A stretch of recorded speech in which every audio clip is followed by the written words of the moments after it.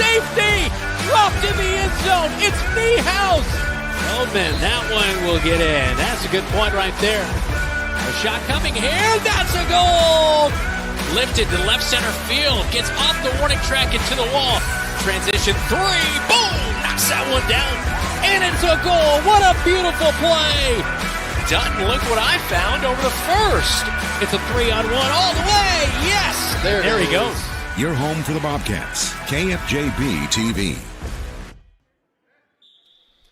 And welcome in to the Marshalltown Roundhouse. I am Zach Tomish here with you this evening for a little wrestling between the Marshalltown Bobcats and the Waterloo East Trojans. Right now we got JV going on out on the mat. I believe we've got Cooper McLeod for the Bobcats against Keegan Borwig for the Trojans. We're going to start out tonight with the JV round, and then we'll move into varsity. We just got one mat going in the roundhouse. We are going to go lights off, center stage, spotlight right here on the center mat when we get the varsity team out there.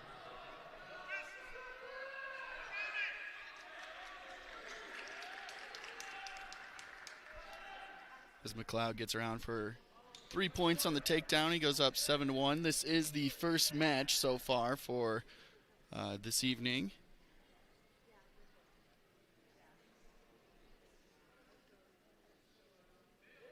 Coach said it was going to be a pretty quick night, so I'd imagine we'll get done with the JV in less than an hour, and we'll be on to varsity. But we appreciate you guys being with us tonight, and we'll really kind of focus in on doing commentary when the varsity match starts.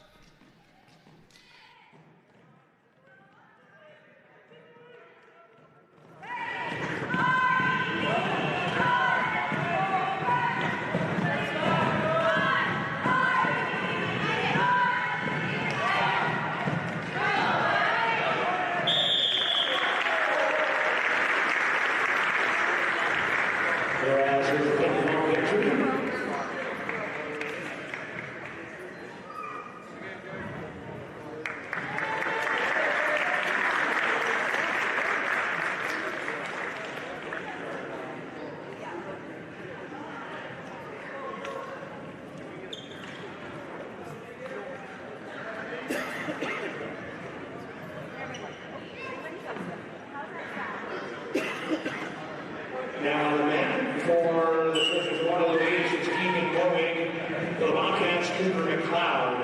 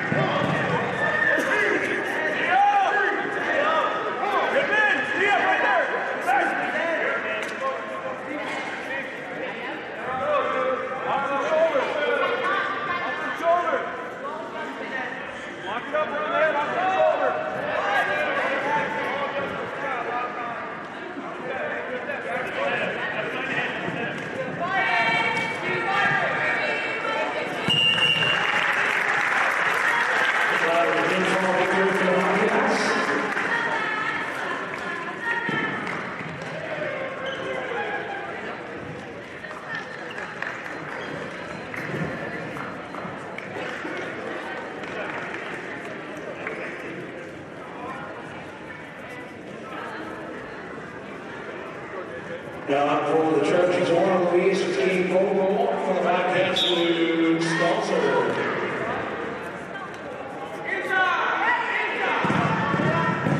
Coach Connor Whitson and Eli Hernandez.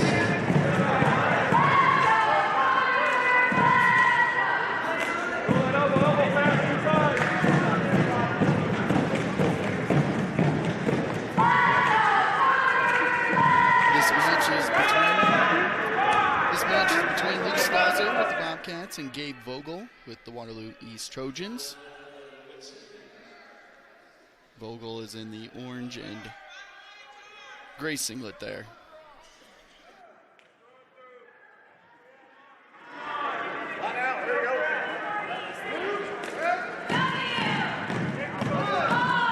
Two-point beer fall.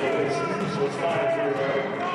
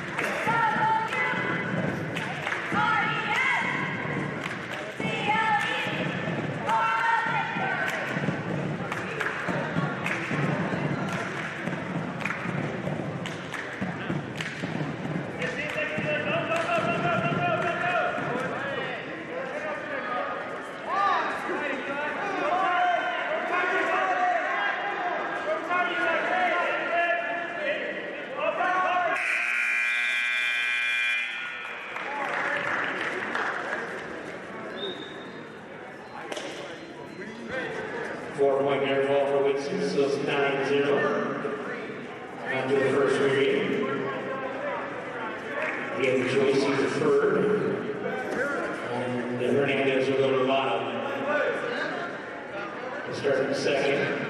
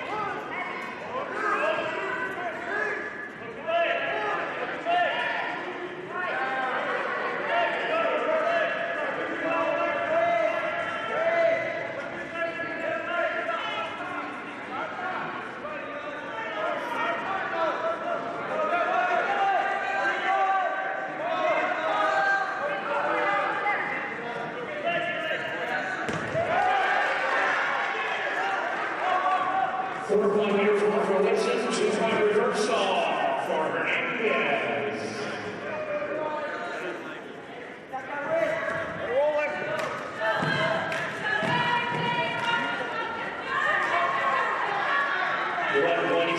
For Woodson, 17-4.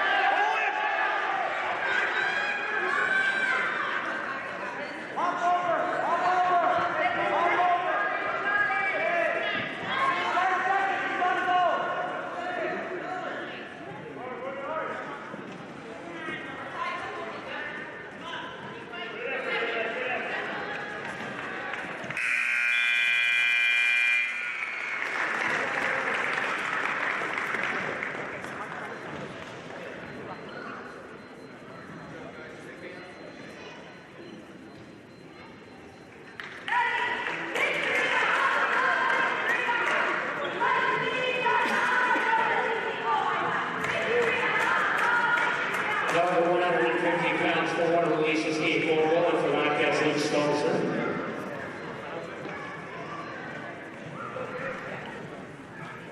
That last match was between Eli Hernandez and Connor Whitson. Now we have Luke Stalzer against Gabe Vogel. Luke Stalzer for the Bobcats. Vogel there for the Trojans. Vogel's in the orange singlet.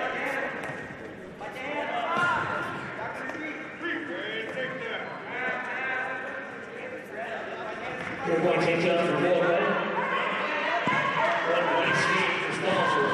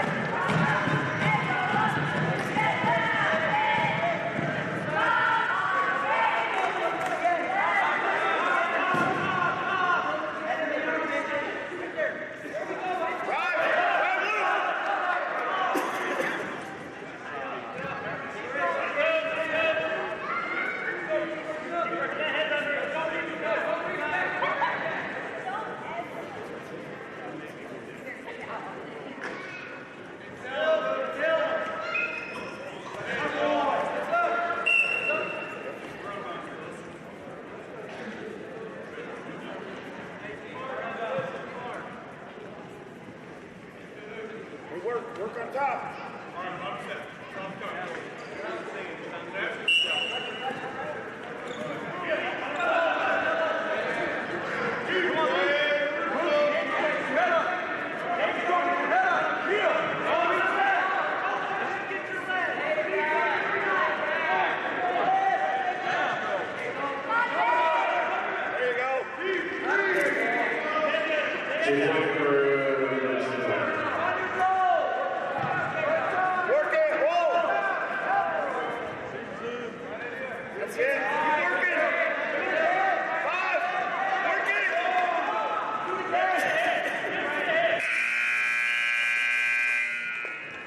At the end of the first period, Stalls are leading 6-5.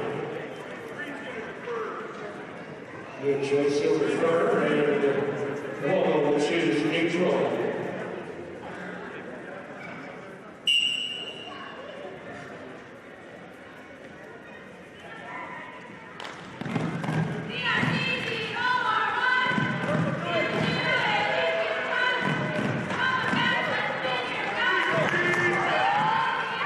Takedown for Stalzer, so it's 9-5.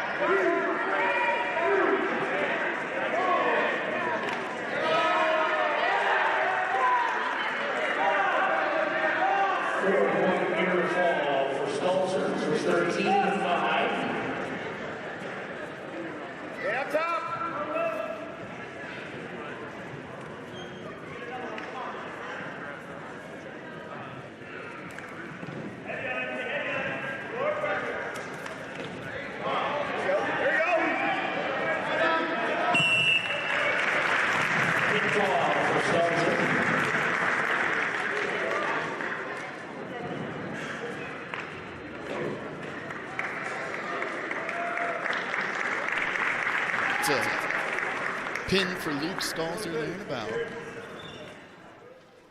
2.5 minutes. Up next, we're going to jump up to 175. For Waterloo East, will be Alex Remke. For the Marshalltown Bobcats, Kieran Sharp. Sharp is in the red and blue singlet there.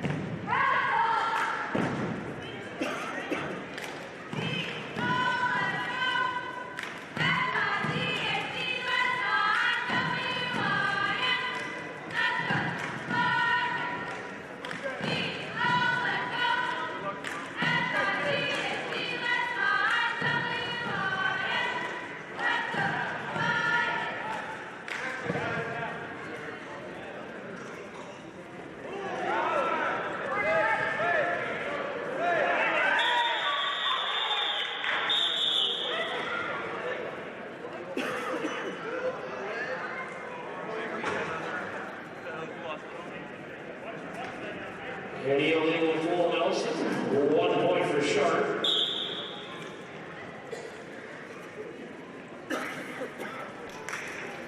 Illegal full Nelson called there. Sharp gets a point.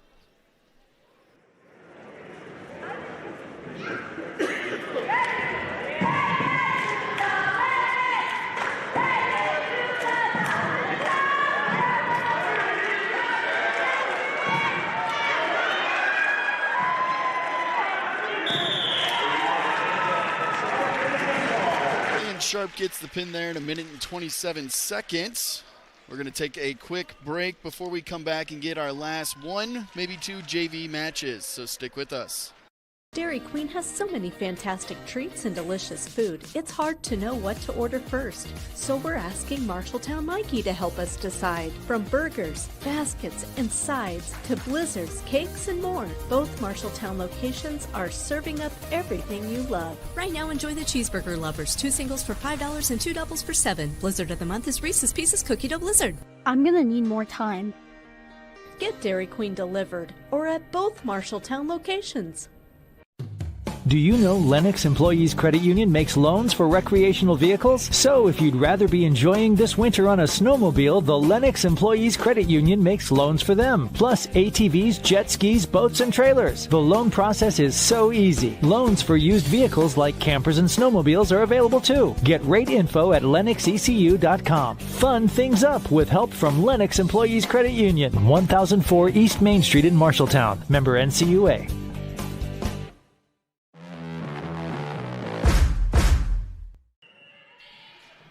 And back in here at the Marshalltown Roundhouse for a little wrestling action tonight on KFJB-TV. I am Zach Tomish. Producer in-house is David Braga with us. We're just finishing up the JV matches here at 1:38. I believe it's Felipe Montoya for the Marshalltown Bobcats against Elijah Cohen. For the Waterloo East Trojans, who is visiting tonight, as Montoya gets the takedown there for the first 3 points of this match. 45 seconds left here in the first period.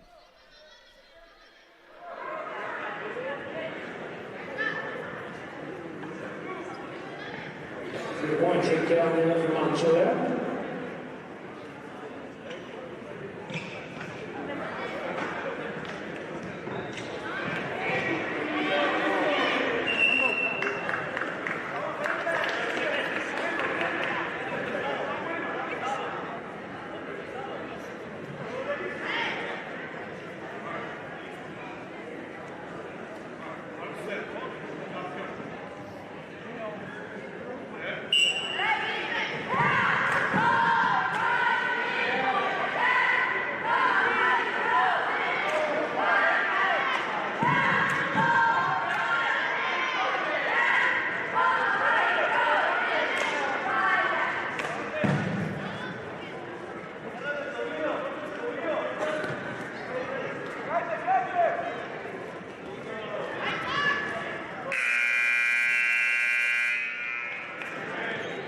So at the end of the first period, it's Montoya 3, Cowan 0.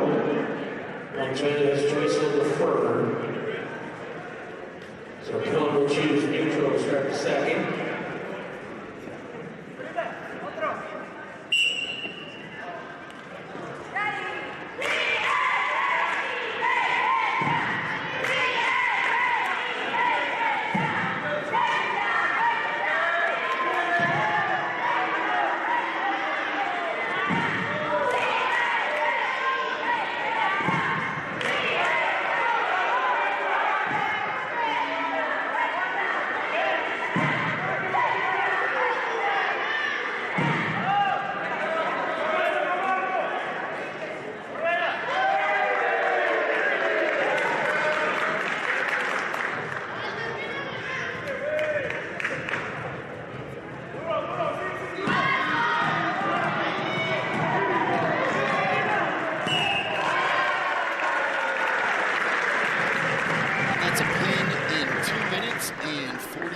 Seconds for Montoya. We're going to take one more break right before our last JV match, and then we'll head into varsity. You are watching wrestling on KFJB-TV. Some say life is like a road trip. Is it a coincidence Scooter's Coffee is a drive-thru? We don't think so. Whether you need a coffee while you enjoy the view, to just get you through the long stretch, or to refuel between stops, Scooter's Coffee is there, brewing up delicious coffee, espresso blenders, smoothies, iced drinks, and more, with the convenience of a drive-thru so you can stay on the road and enjoy the ride. So go ahead, scoot on around. Amazing people, amazing drinks, amazingly fast. Scooters in Marshalltown. Don't let concerns about shifts in the market disrupt your long-term financial goals. Edward Jones financial advisor Zach Wall can help. He'll work with you on an investment strategy for long-term results. Edward Jones can give you the tools and knowledge for a steady approach to hitting your financial targets. Get started by giving Zach Wall a call at 641-752-3017 in Marshalltown or visiting edwardjones.com. Edward Jones, member SIPC. Dairy Queen has so many fantastic treats and delicious food, it's hard to know what to order first. So we're asking Marshalltown Mikey to help us decide. From burgers, baskets, and sides to blizzards, cakes, and more, both Marshalltown locations are serving up everything you love. Right now, enjoy the Cheeseburger Lovers. 2 singles for $5 and 2 doubles for $7. Blizzard of the month is Reese's Pieces Cookie Dough Blizzard. I'm gonna need more time. Get Dairy Queen delivered or at both Marshalltown locations.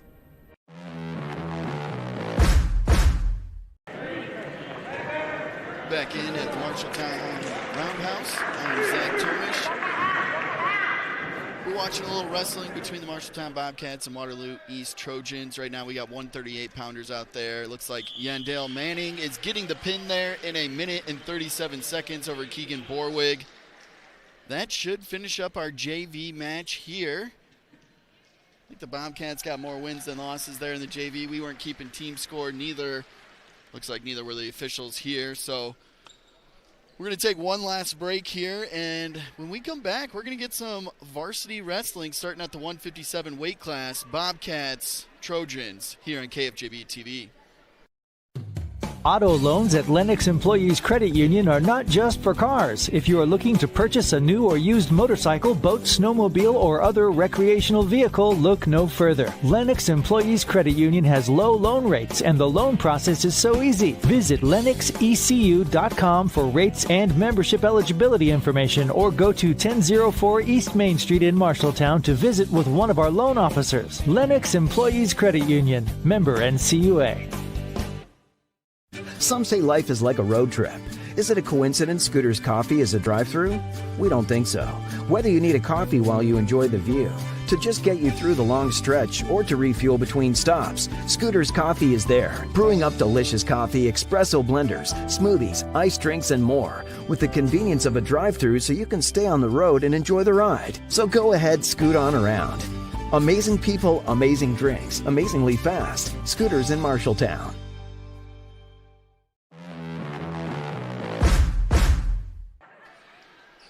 Welcome back to the Marshalltown Roundhouse for a little wrestling tonight between our Marshalltown Bobcats and the Waterloo East Trojans. On the call tonight, I am Zach Tomish, joined by our on-site producer here, David Braga, as well. You know, Athletic Director Ryan Isgrig came up to me beforehand and said, hey, sorry if you don't get a good lighting on your camera tonight. We are going to go with just the center lights here on the mat. And it reminds me of when I wrestled in high school, Pleasant Valley against Bettendorf. Bettendorf would do this, and they had one spotlight that they would drop down over the mat. I think Carver Hawkeye Arena does that as well when they do. So different, fun setting here in the Roundhouse this evening, as it's just one duel tonight, Bobcats and Trojans, and we should have some good matchups here. We're going to be starting at the 157 weight class. That'll be Carson Wright for the Bobcats. And we're going to, the one thing I said, I think, to coach ahead of time, the biggest challenge tonight is going to be me with some of these names from Waterloo East. And we start off with a tough one here. Norshan Pompolius. And I apologize if I mispronounced that there. We're doing our best. He's a freshman, Norshan is. He's 13 and 19, going up against the junior for the Bobcats, Carson Wright, who is 19 and 11. Carson Wright had a good Allie Morrison duels, as well as I believe he won at the first duel in December on KFJB-TV. There is one Bobcat that's undefeated, so still through the Allie Morrison duels on KFJB-TV this year, and that's Johan Gomez, who's number 7 in the state at the 190 weight class. So we're going to see if we can continue that streak tonight.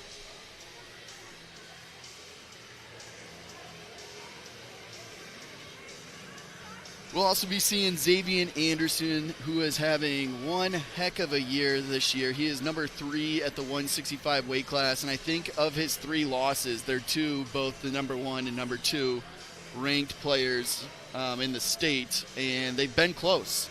I know when I talked to Coach Cross earlier this season, he truly believes that Xavier can end up on the top of the podium at the end of the state tournament this year. He is wrestling very well, really settled in at the 165 weight class, flirted a little bit with 157, found out not for him.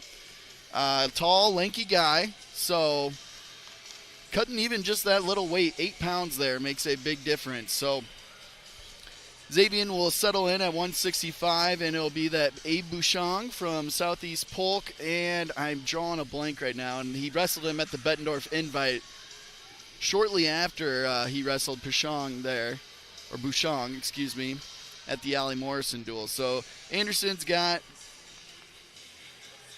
his hands full. Oh, Johnston, that's the number 1, which saw a rumor, I don't know. Johnston, the team was number 8. As a dual team, but I believe the wrestler there at 165 is the number 1 in state. Was a little rumor I saw at the Allie Morrison duels on Reddit that Johnston left because fans got upset. Well, that was not the case. I double checked with Ryan Isgrig. I was like, I don't think anybody got mad, but it was because Southeast Polk and Ankeny had gotten into it earlier that week, and the crowd was ejected from that one. There we get a good look at the team there. They are getting ready. I think this team seems to really like one another, and it's always good to see them support and cheer on teammates on the sideline as well. Another player we should highlight before tonight, which will actually be probably the match of the evening, because Xavier's wrestling a kid who named Trent Keller, freshman, 11 and 20, so we're expecting that to be a pretty quick one, as he had a pin in 13 seconds at the Allie Morrison duels. Nick Wise, though, for the Bobcats at the 138 weight class, is number 8 in the state. He is 24 and 6 this year, junior. All he does is wrestle, is what his mom says. He'll be going up against Jorvin Tyler, a senior, who's 24 and 12 this year. We get a look at the Trojans from Waterloo East. And by the end of the decade, David, it'll just be one Waterloo team. They'll be united.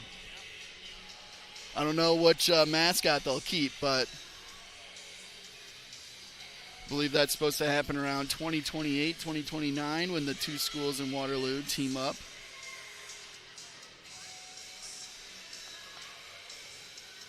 Some other matches that we're going to keep our eye on tonight.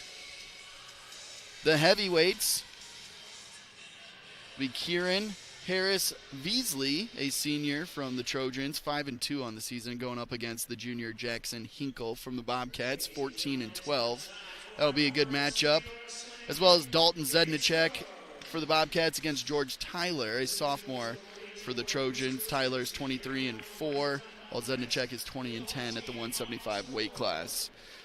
It does look like we are getting close to starting here tonight as they do the announcement, the starting lineups here, and we're going to tune in with them for the starting lineups.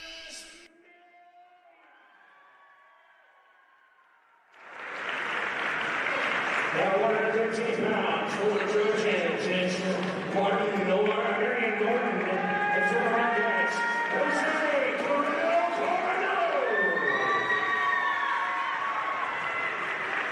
Now 120 pounds for the Trojans, and one of the least is Deshaun Morrow, and for the Rockets, Isaiah Garcia. Now 126 for the Trojans, it's Jack Curry, and for the Bobcats, it's Gail Garcia. Now 132 for the Trojans, it's Brody Hall, and for the Bobcats, it's Cody Cross. Now 138 for the Trojans, it's Giovanni Tyler, and for the Bobcats, it's Nicholas White. Now 144 for the Trojans, it's Isaac Loss, and for the Bobcats, Anthony Chavez. Now 150 pounds for the Trojans, and one of the least is Tyro Perro, and for the Bobcats, it's KJ Kramer. Now 157 for the Trojans, it's Roshan Pappas, and for the Bobcats, Carson Wright.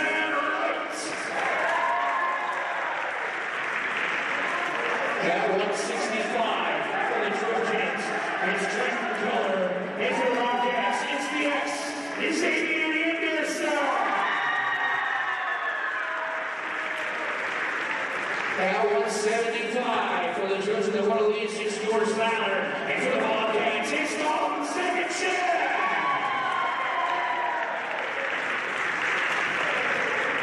Now 190 pounds for the Trojans, it's Gianni Speller, and for the Bobcats, it's John Knox. At 215 pounds for the Trojans, it's Christopher Foss, and for the Bobcats, it's J.J. Schoenfelder. And the big boys, it's 285 for the Trojans, it's Cameron Harris Weasley, and for the Bobcats, Jackson Hinkle. Tonight's Varsity duels will start at 157 pounds. There was Jeremy Fox on the call for wrestling here in the Roundhouse. We appreciate him giving us a little shout out before the JV match as well. As he said, we're going to be starting at the 157 weight class. Carson Wright up against Norshawn Pompoulius, a freshman for the Trojans. He comes in at 13-19, as Wright is 19-11. Just going over some final rules here, making sure both teams are on the same page.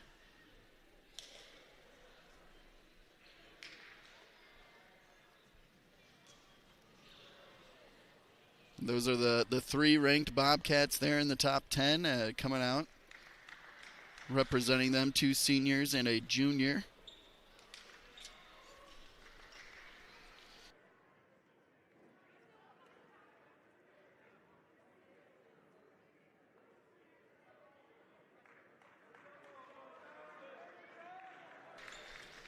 And here we go.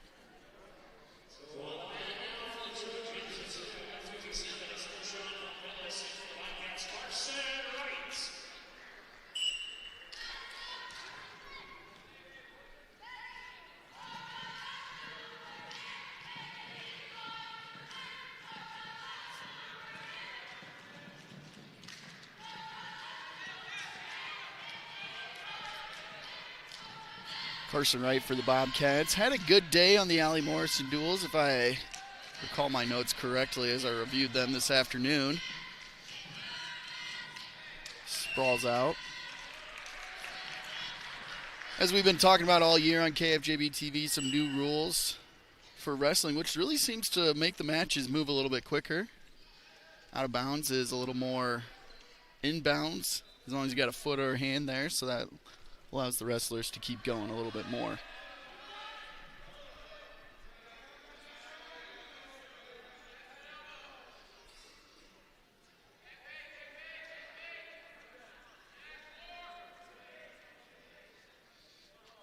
Neither of them can find an advantage here as Norshan shoots in, but Wright's able to get a leg there.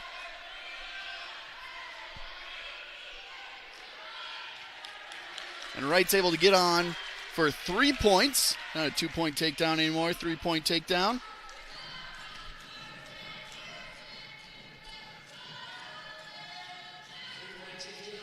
There they are, flirting with the out of bounds there, but as long as Wright keeps 1 foot in, they're good to go.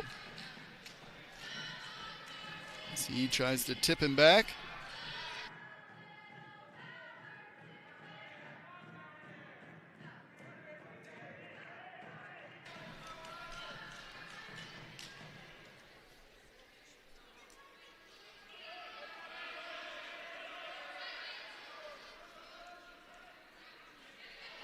There, Carson gets him to finally flip his hips.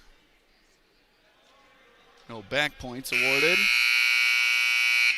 And we are sitting in the same spot that we sit in for basketball, which is right by the scoreboard there. So we are team stop using the buzzer tonight. No towel, kids. Since it's just one duel going on, we've got the buzzer going for between rounds, which gives a little bit of a disadvantage to the wrestlers as there's no kind of signal. There's 10 seconds left. Carson's ahead here, though. 3-0 at the end of the first period. They're out of bounds.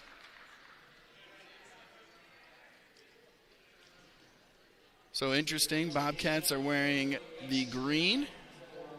So if you can see the wristbands on the referee there, Bobcats are green and the Trojans are red.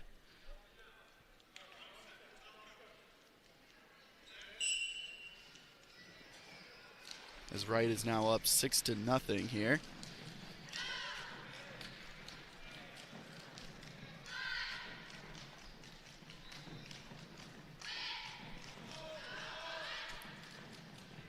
And he's now flirting with what would be a major decision. That's 8 to 14 points. That'll be 14 points. Right now he's got a minor decision if this match were to end. He's winning by 1 to 7 points. That's 3 team points. So this is a duel. We'll pay attention to team score as well. That's going to be the top bar there, Trojans and Bobcats. And then the bottom bar is the current matches score. So we got Waterloo East High School and Marshalltown there.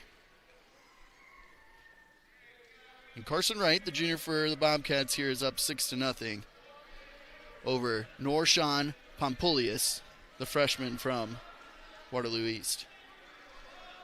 As Wright is just trying to find any sort of advantage. Can he take control of an arm? Looks like he's got a chicken wing there. Then trying to get some back points before the end of the second period here. 30 seconds left.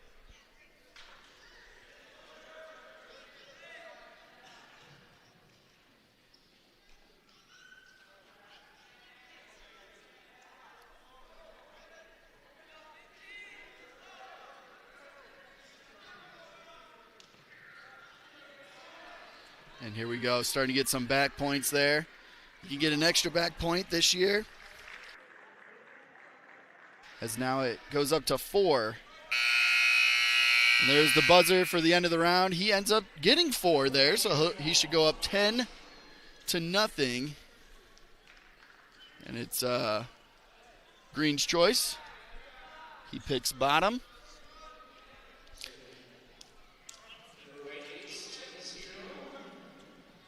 And so Norshan will start on top. And bottom is the kind of go-to position, says Coach Cross, default for the team as they try to just get that 1-point escape and start neutral. That's reset yourself and get a point. It's kind of the mentality there. Carson's also up 10-0 here, so barring any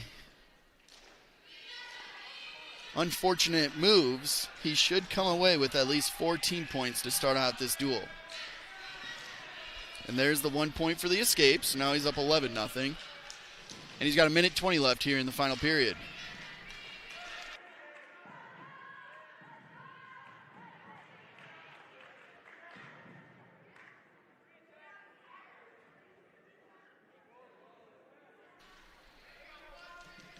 As Wright continues to shoot in, doesn't want to get a stalling call or anything here, and there's 3 more points, 14. If he gets any back points at this moment, it becomes a tech fall, which moves from 14 points up to 5. So now he's just being a good team player at this point. Not giving up, wrestling all 6 minutes here in each round. 45 seconds left. All he needs is 1 back point to get the tech fall. And they'll let him try and pin him the entire time here. There's the 2 that he needs. And he'll, as long as he's got the advantage trying to pin his opponent, they'll stay there. Clock can run out. He'll still get the tech fall. There it is. Tech fall, 5 minutes, 39 seconds.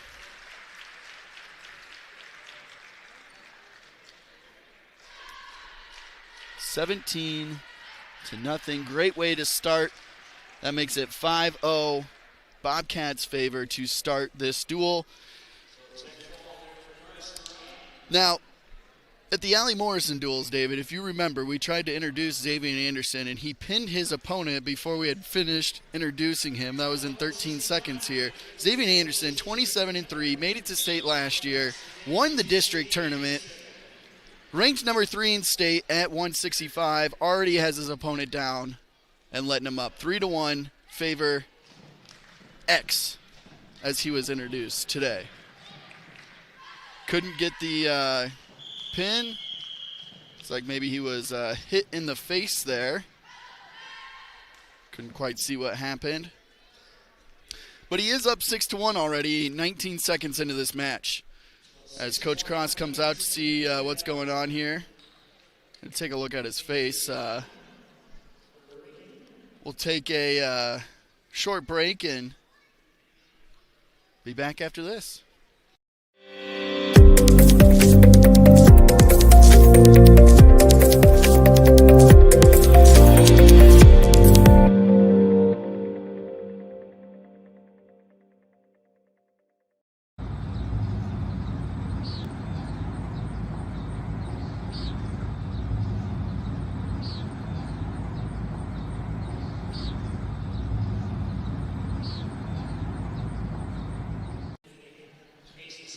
Welcome back to the Marshalltown Roundhouse, and you are watching wrestling on KFJB-TV. Want to thank everybody that's hopped over from Bobcat Live earlier tonight. That happened at Wayward Socials. They were in the dining room this evening, talking a little, I believe, boys and girls basketball, boys swimming, and girls wrestling, I believe. They got their districts this weekend. So they're about 1 week ahead of the boys here. And then I know next weekend I was talking with Lincoln Barker, a swimmer for the Bobcats. Their districts is next weekend, and he sent me the who they'll be going up against as well. So districts for the boys swimming will have Ames, Boone, Indianola, Marshalltown, Newton, Oskaloosa, Des Moines Valley, and Waterloo. So that should be I think that's a pretty good field. If you got Ames and Valley there, I believe they're both top 10 teams in the state. So we're back in on wrestling, though, as Anderson starts on top and is already getting some back points here on his opponent, Trent Keller. Anderson is got 4 more points there. That should put him up 10-1. Again, that tech fall is at 15, but I think he wants to pin here, and he might get it. Anderson is looking at the ref. What more do you want from me, sir? As we have just hit the 60-second mark in this match, Keller is doing what he can to not flip over. He knows if his legs go back. Yep, there it is. Pin for Anderson in a minute. I'm going to call it a minute and 8 seconds. We're not going to add that extra tenth there.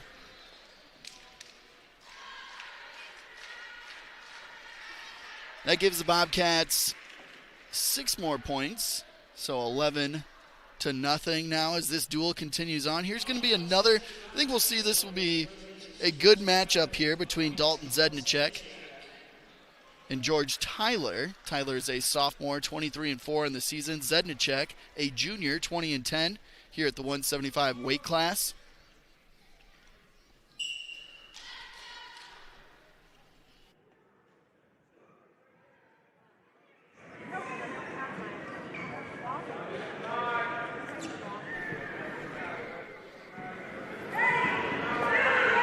As we get bigger, we'll see more and more throws, which is what both of these wrestlers tried to do there, trying to use that body weight against one another.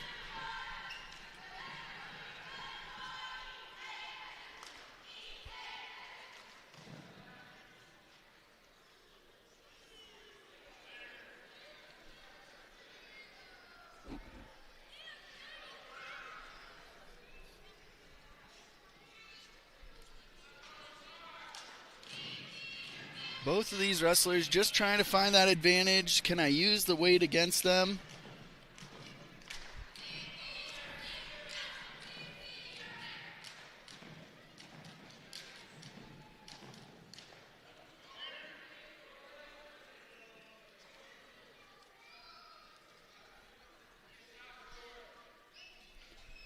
A lot of dancing here in the first minute 15. I say that, and Zednicek takes a shot.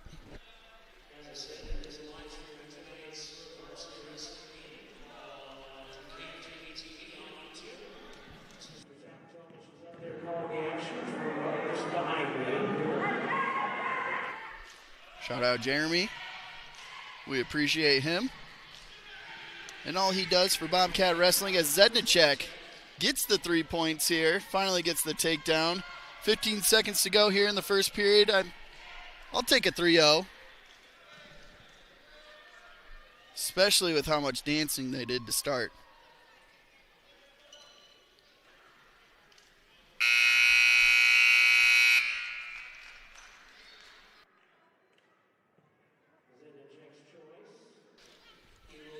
So Zednicek gets to choose. He defers. Pretty typical there. George Tyler is going to pick bottom.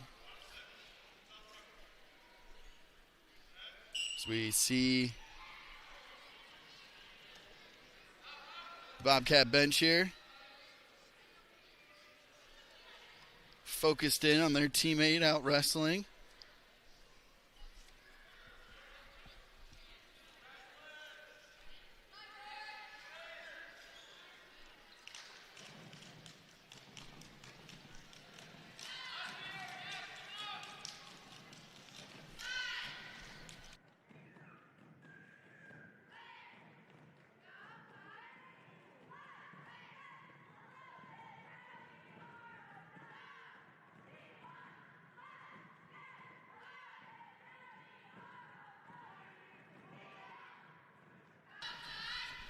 Just like that first period here, not much action in the first minute as we get to that 60-second mark.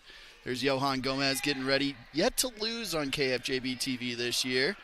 As Zednicek gets him in a cradle, flips him over.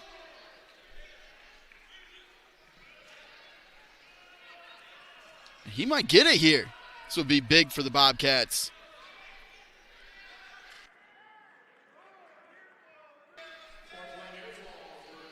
David is doing camera work and producing here, trying to get the close-up shot for us. Zednicek gets big points there. 4 points on back points. Puts him up 7-0 now here in the second period. Ends the first period 3-0. Gets 4 in the second period. They should stay with Zednicek on top and Tyler on bottom.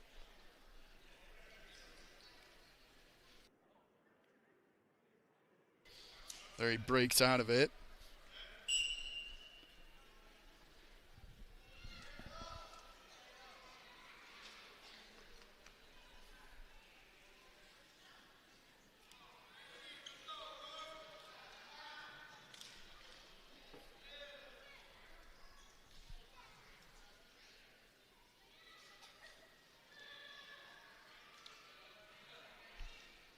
Zednicek gives him a nice crossface. We saw a nice one earlier during the JV match. As that'll end the second period. He is up 7-0. Almost got the pin there with that cradle. Here's the crossface from earlier in the JV match. Ooh, wrestling. One of the few sports you get to punch your opponent in the face. As Zednicek starts on bottom here. Tries to get that 1-point escape. That would put him up 8-0, which would give him that major decision. That's what he's flirting with right now. Be a good teammate. Get that extra point.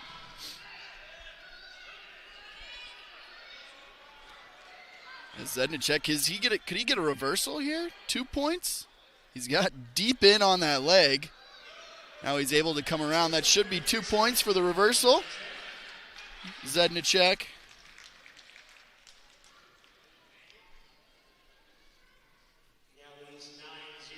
Makes that a major decision, so that was an extra point for the team here. But can he get the pin for 6 points? Right now the Bobcats up 11-0 over the Trojans.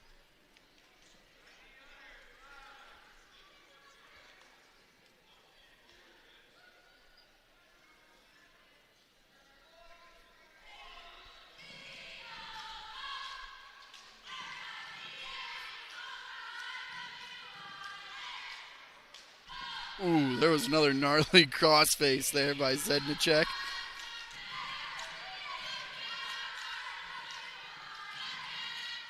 Zednicek doesn't want to let him go. He's still got that foot there. And Tyler gets the escape. He gets 1 point. Now it's still up 8 points here, so he's still got the major decision. 9-1.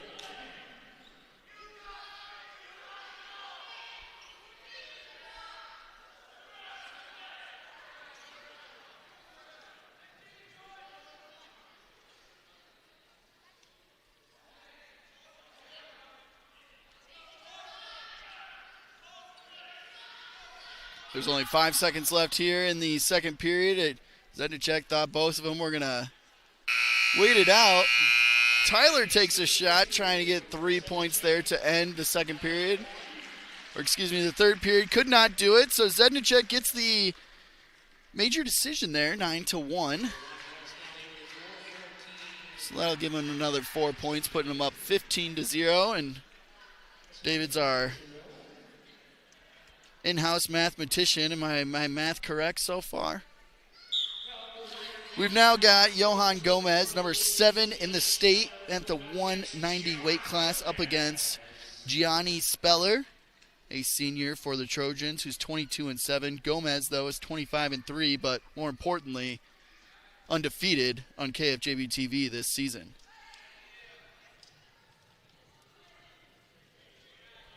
I didn't want to, I said it to him before his last match at the Allie Morrison duels that he had yet to lose. And he said, don't worry, I'm not gonna. I didn't want to put that pressure on him today, though. As Gomez does get taken down there by Speller. But Gomez quickly tries to stand up, and Speller says, not today. Gomez does finally get the escape there, 3-1 now.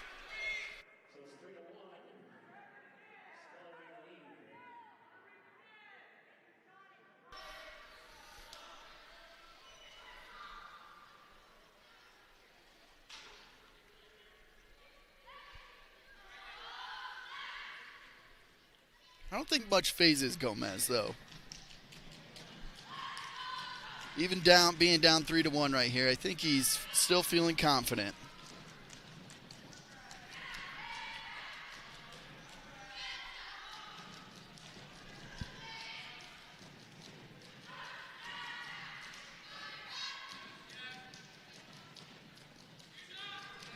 Gomez takes a shot.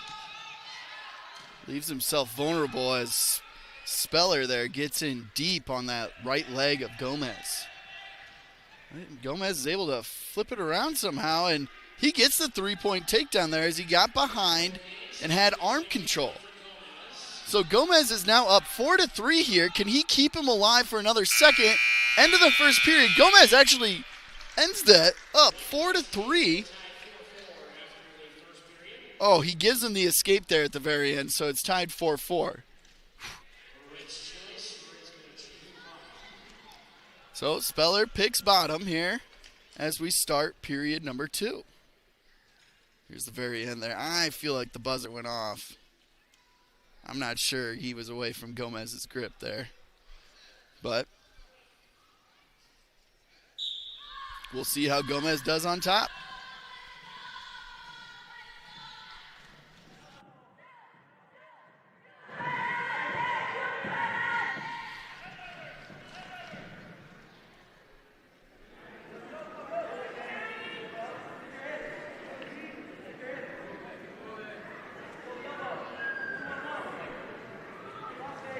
Gomez is getting a little high there, so Speller's able to reach back and try and grab that left leg.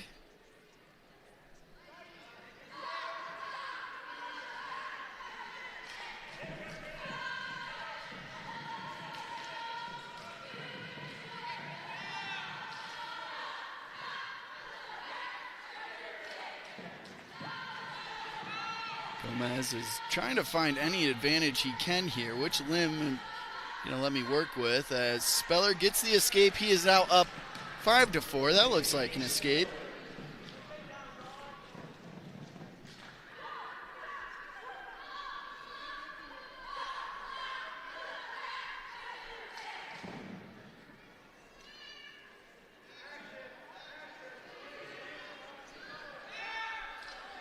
I think the refs are yelling action out there. They're just telling the players something needs to happen.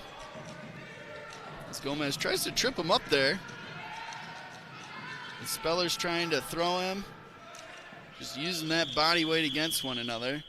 So they're out of bounds here. 28 seconds left here in the second period. They should be in neutral.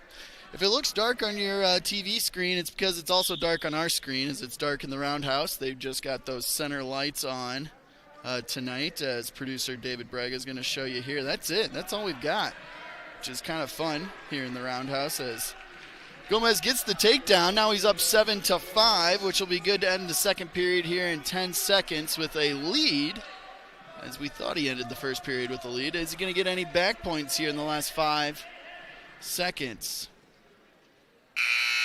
Does not appear so. So we end that second period. Gomez up 7-5, and he gets to pick. Gomez picks the down position to start. See if he can't get that escape and a takedown. That'll put him up 8 and then 11. So give him a 6-point lead. Not quite enough for that major decision, but enough to be comfortable here in the third period. As Gomez stands up right on the whistle. Where are the cheerleaders at with that one?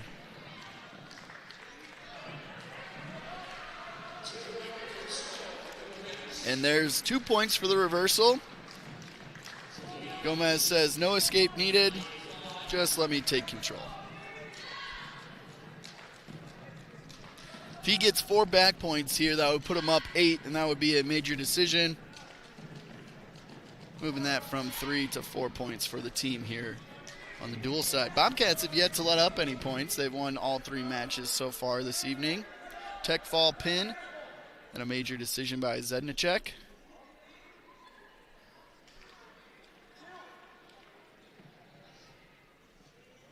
As Gomez gets the reversal, but then lets the escape. So it's 9-6 here with the last 60 seconds here in the third period.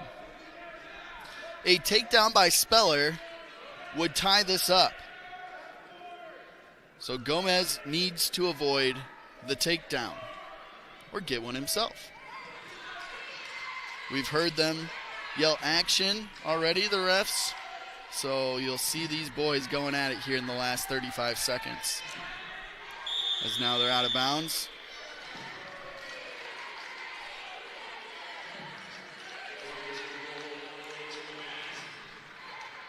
See, Cross is out on the mat asking, clarifying something.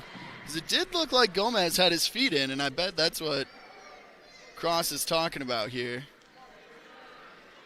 Not typically an animated coach or anything, but you want to... David's looking at replay here. Yeah, you can see his feet are just barely... they just barely slid out of bounds, it looked like. But we'll continue here. 20 seconds left here, 9-6. Gomez has to avoid the takedown.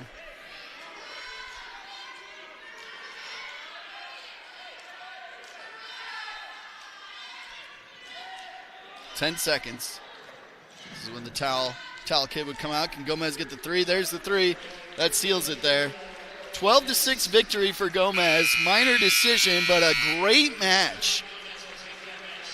Overall, great match by him. That'll put the Bobcats up now 18-0 as we move to the 215 weight class. J.J. Schuenfelder, sophomore for the Bobcats. He's 8-18 this season. Got a lot of playing time for football. Now we're seeing him at the varsity level for wrestling. He is an athlete, that's for sure. Taking on, it was a substitution here, Chris Foss for the Trojans, as JJ gets the takedown already. 3 points for the Bobcats there. And doesn't let him up. JJ is a big kid for 16 years old. I'm not sure when his birthday is, but I'm going to assume he's around that at this point, his sophomore year. And I think we're going to see some good things from him on the football field as well. So, might only be 8-18 right now, but at the 215 weight class, he is wrestling a lot of juniors and seniors as he gets,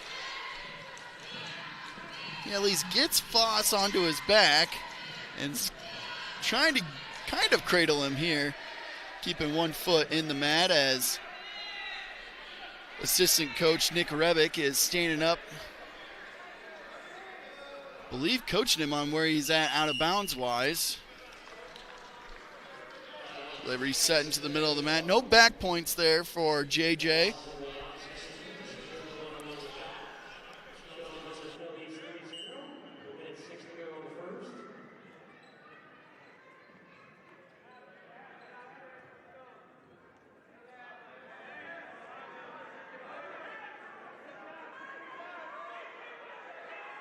Oh no, JJ got himself in a bad position as Foss is able to flip him over, get the 2-point reversal, and now it looks like he's getting some back points. JJ is in a tough spot, and there he's pinned in a minute and 22 seconds. 6 points there for the Trojans. First points as a team so far. Pushes up to the heavyweight class where we have junior Jackson Hinkle for the Bobcats at 14-12. Up against Kieran Harris Beasley, a senior for the Trojans, sitting at 5-2. Hasn't had a ton of varsity action this year. Definitely not as much as Jackson. Hinkle, another football player for the Bobcats as well. Had a good year coming in at the in the trenches for the Bobcats as, yep, we're seeing the big boys try to throw one another, use that body weight against each other, and Harris Beasley gets the takedown on Hinkle. 3-0.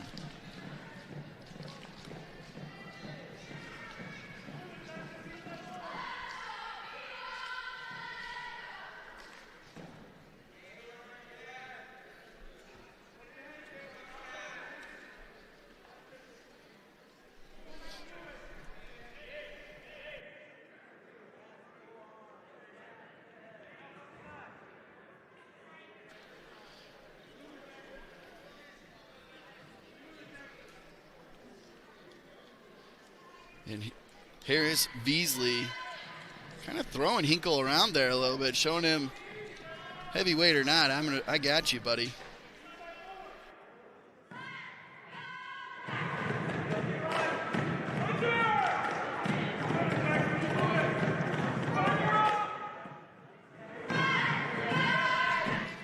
that last match with Chris Voss. He's a sophomore for the Trojans. 15-11, now 16-11, getting a pin over J.J. Schoenfelder, who now moves to 8-19 on the season.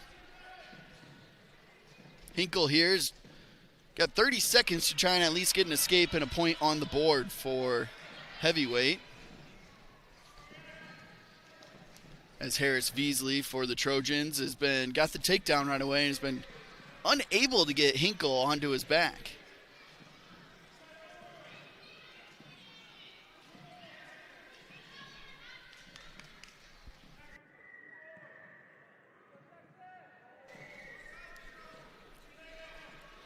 A lot of times with the heavyweights, they get that throw over the hip and the player ends up on their back that way, so it's tough to flip over 285 pounds as they end that first period there. 3-0 in favor of Harris Veasley. They're going to take a look here at his nose. Looks like he's got a little blood maybe coming out. And we'll take a break here and be back with more wrestling on KFJB-TV. Sportsmanship starts with us. As a student athlete, I need to model good behavior and represent my school appropriately. That means respecting my teammates, coaches, opponents, the officials, and fans. If I do that, so will others, and being a good sport becomes a way of life. To all of Iowa's student athletes getting ready to compete, remember, sportsmanship starts with us.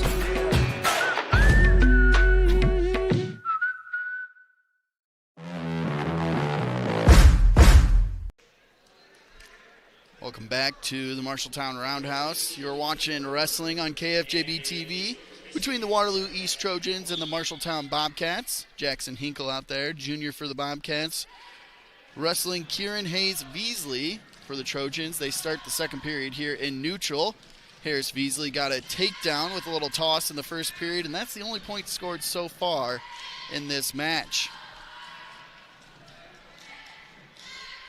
We are going to talk with head coach Lucas Cross after the duel here tonight, so stick with us in the post-game show, all brought to you by Scouting America.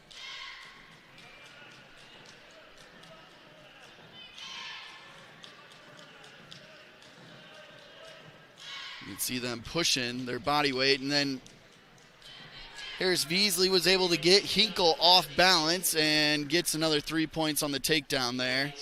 Now they got to worry about that out-of-bounds positioning.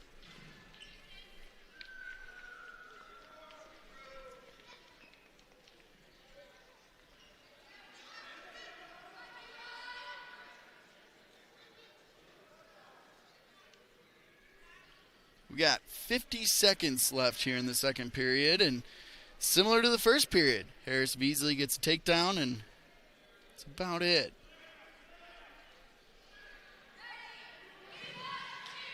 Hinkle's trying to get him to flip over a little bit. Kenny was not able to complete the roll. Was excited there, and back to battling as Harris Veasley's just trying to tip Hinkle back.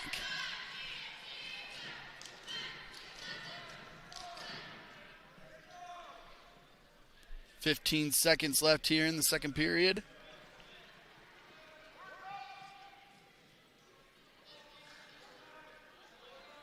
Hinkle's got 5 seconds to try and make an escape happen, or we end the second period 6-0.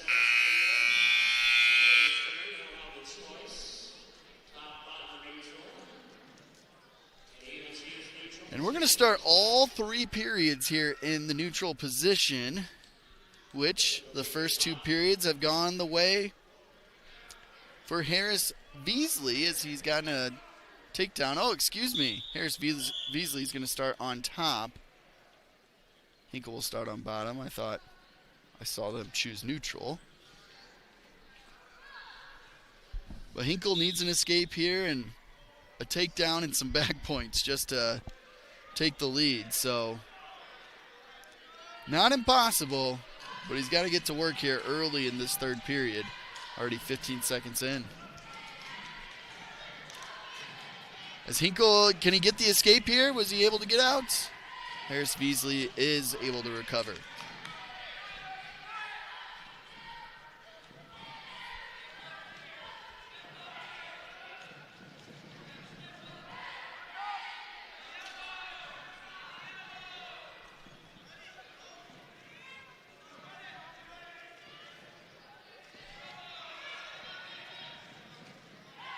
Harris Beasley has not been able to do anything in the top position. He's gotten 2 takedowns, 1 in each period, but that's it. At the same time, Hinkle has not been able to make an escape. It's going to be 2 in a row here for the Trojans at the end of the weight class, or at the top of the weight classes.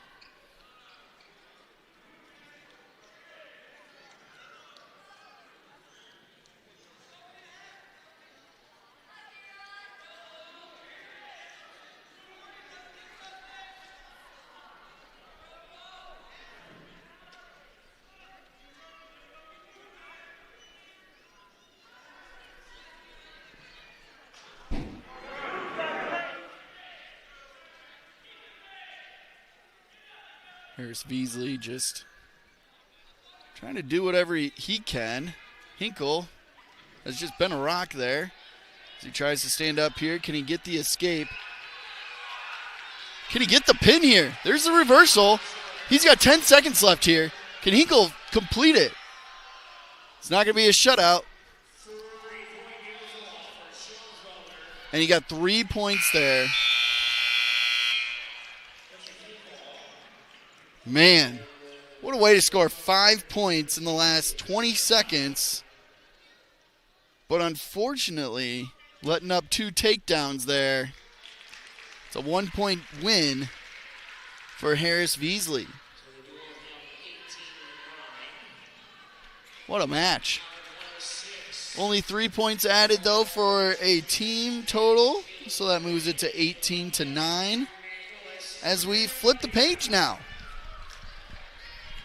We go from the heavyweights down to the 106. That's Nicholas Million for the Bobcats. He's a freshman, 16 and 17 on the year. And we got KJ Jordan, for the Trojans.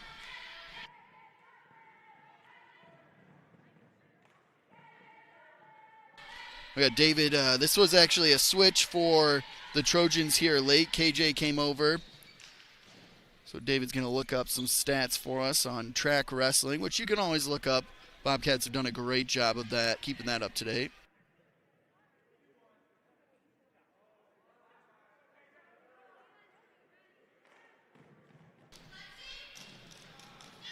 KJ is 22-4 on the season, a freshman as well.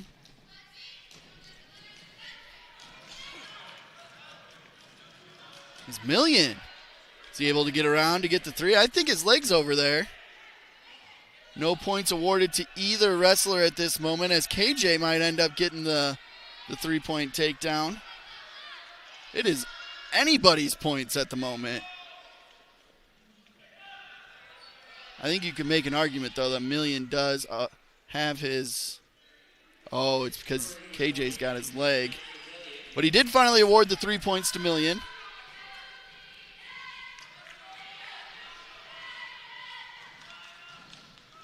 The smaller guys are a little more apt to roll around on the ground than those bigger guys.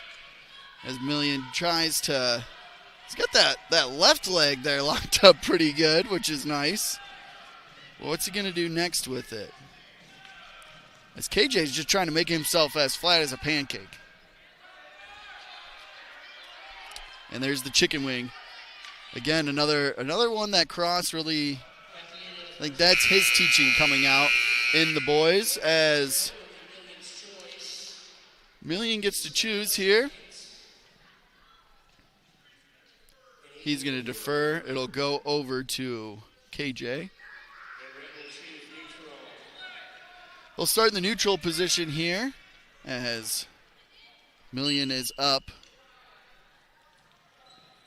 3-0. Bobcats have lost the last 2 matches here after going, 4-0 to start and getting up 18-0 as a team. Million's in deep here, picks him up, brings him down on the mat. Heavy. Oh, little shove there by KJ.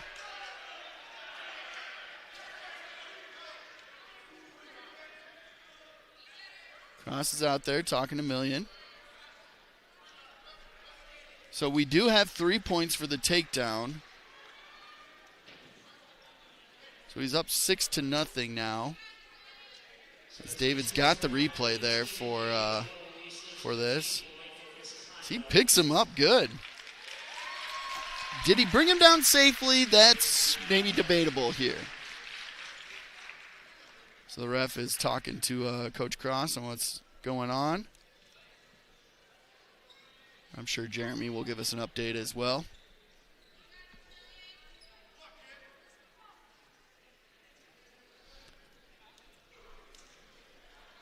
So there will be a point taken away from Waterloo, who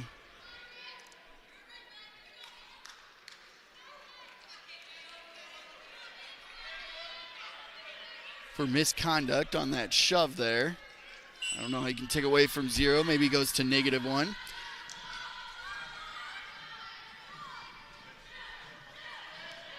Million definitely got the takedown and back points there.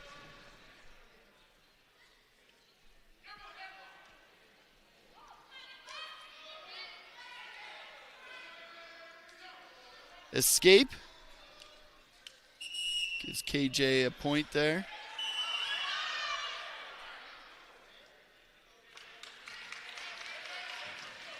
This is getting chippy here between the 106 wrestlers. A couple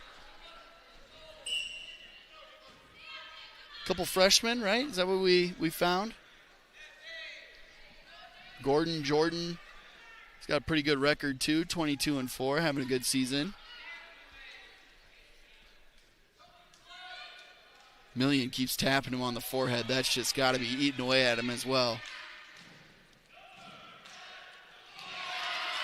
Million gets the 3-point takedown.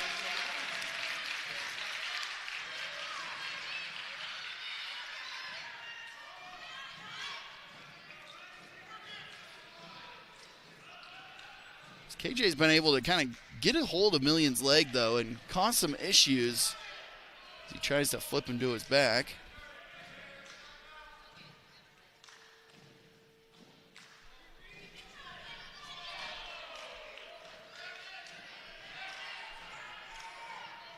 This match has also gotten both of the teams kind of watching extra close here now.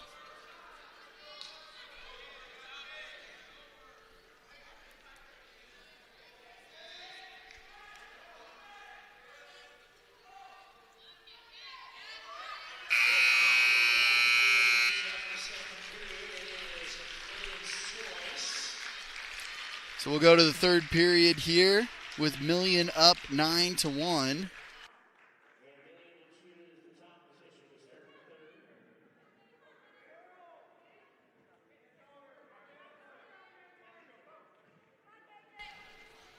So, excuse me there, they took away a team point for misconduct, not a point during the match. So that is why the scoreboard now reads 18-8. Thank you, producer David, for catching that for us.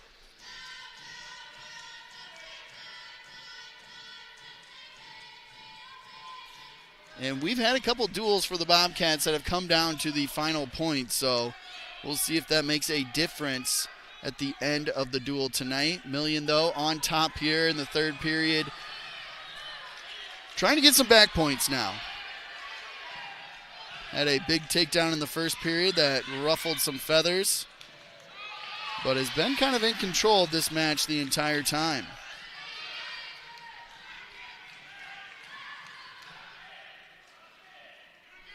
We got 65 seconds left here in the third period.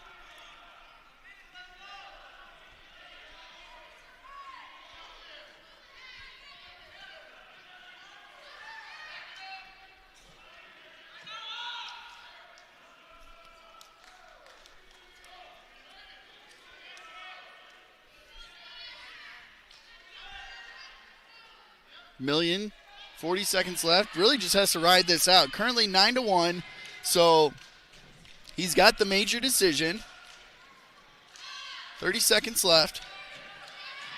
Can he avoid allowing an escape here in the last 28 seconds? That's really what it's coming down to. He gets that major decision. That's really a pin because they lost a point from KJ shoving him in the first period.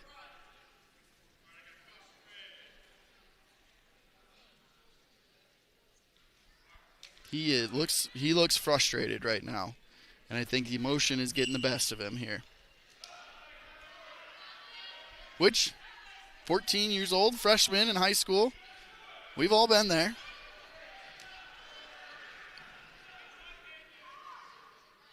His million is this at 16 and 17, and the other guy at 22 and 4. I would call this an upset at the 106 weight class between a couple freshmen.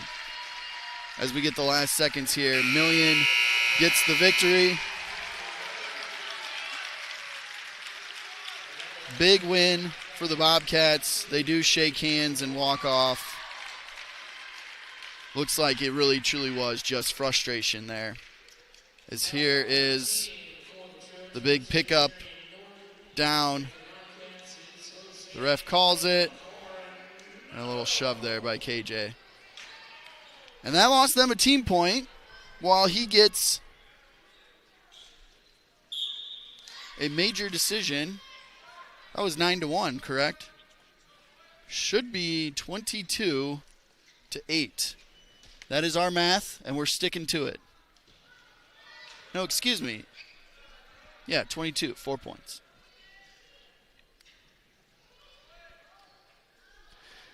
Now we have Jose Corral Coronado, a sophomore for the Bobcats, up against who was supposed to be the 106, Marion Norton, a senior for the Trojans, 22-9 on the season. Looks like we had an illness for the Trojans, so they bumped up Norton tonight. And Norton looks like he's going to get a takedown here to start the first period. Out of bounds. What are they going to call? Are they going to put him in neutral, or are they going to start with Norton on top? There's Norton on top, getting those 3 points on the takedown.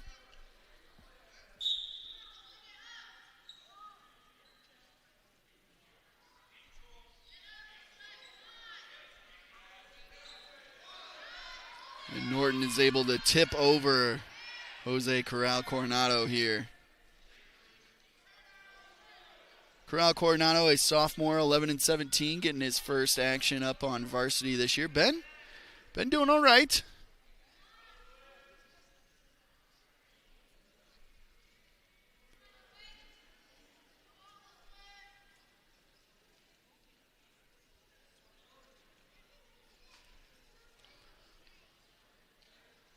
And Norton here looks like he's got himself in a good position, getting Corral Coronado over, and he's starting to earn some back points. 15 seconds left. Can he bridge out of it? He cannot. That is a pin. 14 total team points for the Trojans. That pin, I didn't catch that. That was about a minute 50, we'll call it.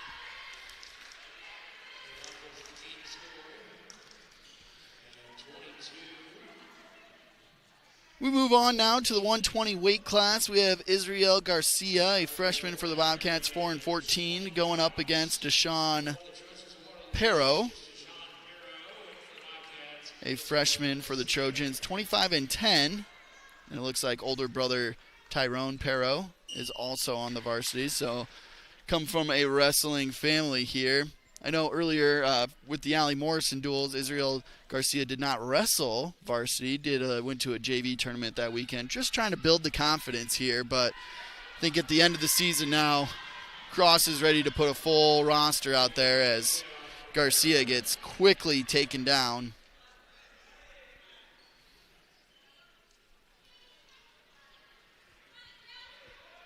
And Pero looks like he's going to at least rack up his 4 back points here, so that'll put him up 7-0 as he continues to just try and get whatever he can. And surprised they didn't call that out of bounds. There's the 4 back points, so he's up 7-0. A minute 15 left here in the first period still, so it's a tough one for Garcia.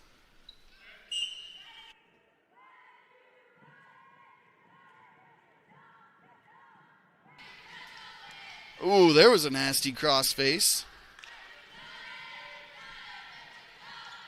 Pero, he's got that right arm.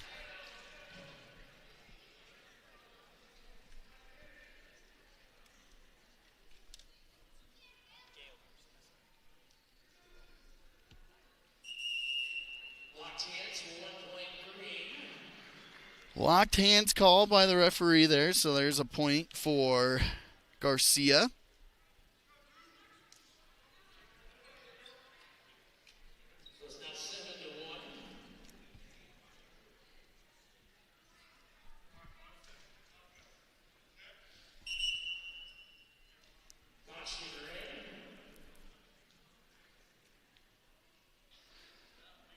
Pero playing a little head games here by switching up which side he's going to start on as they reset with 40 seconds left here in the first period. Oh, we're getting close to the west sideline there. Players were ready, though. It's almost better to stand there and catch your teammate than allow them to run into the chairs.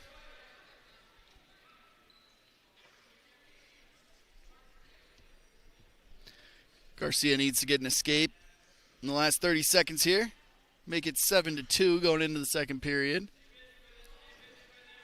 Pero is riding him pretty high here, but is able to get Garcia to flip his hips.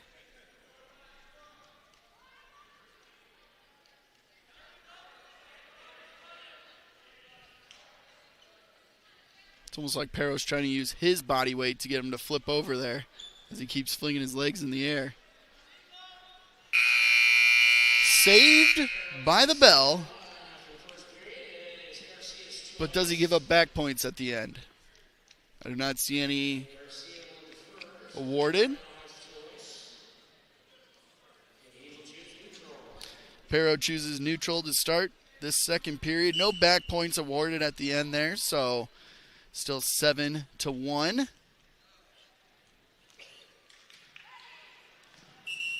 Out of bounds there. Is he going to give him the points?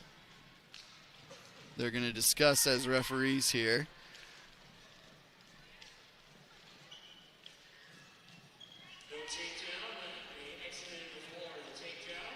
No takedown. Starting to neutral. I like that call. I thought they were out of bounds when he finally came around.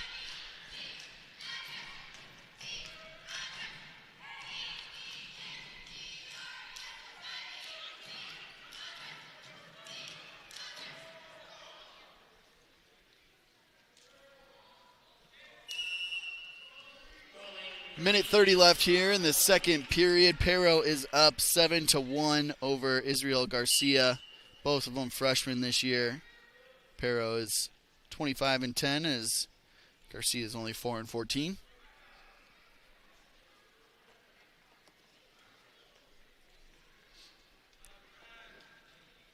Garcia is getting a stall warning here.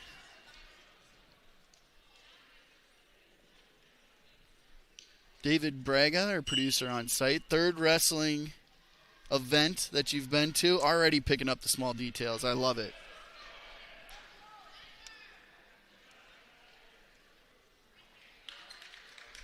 There's a takedown. 3 points there for Pero.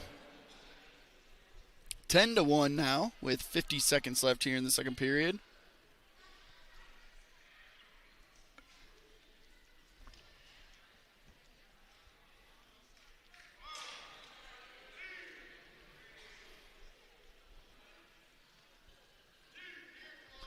Near fall, 2 points. That puts him up 12-1. Will he go for the tech fall?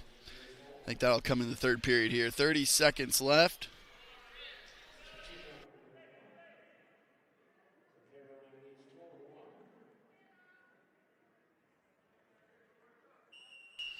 Out of bounds here. We will reset with 17 seconds left here in the second period. There we see Nick Wise getting ready here. He's at the 138 weight class, so we've got two more matches, and then he is up. Wise is ranked number 8 in the state at that spot. Pero's got 8 seconds to see what he can do here before the second period is over. Looks like it'll end 12-1 in favor of Pero. A major decision is 4 team points, but a tech fall is 5. So that's what we're trying to avoid here.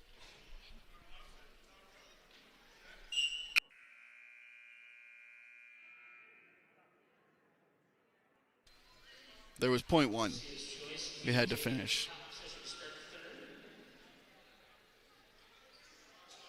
I don't know who's doing the clock down there, but I feel like the wrestlers were pretty done with the second period there. As Pero starts on bottom here and looks to get, doesn't get an escape, but will he get a reversal here? That should be an escape. So 1 point puts him up 12. A takedown would do it.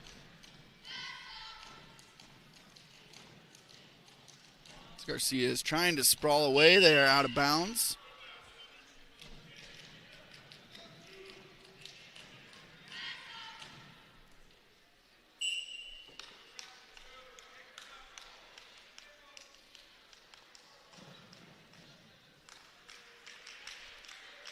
Garcia's got to make some sort of aggressive move here. He's the one that keeps backing up.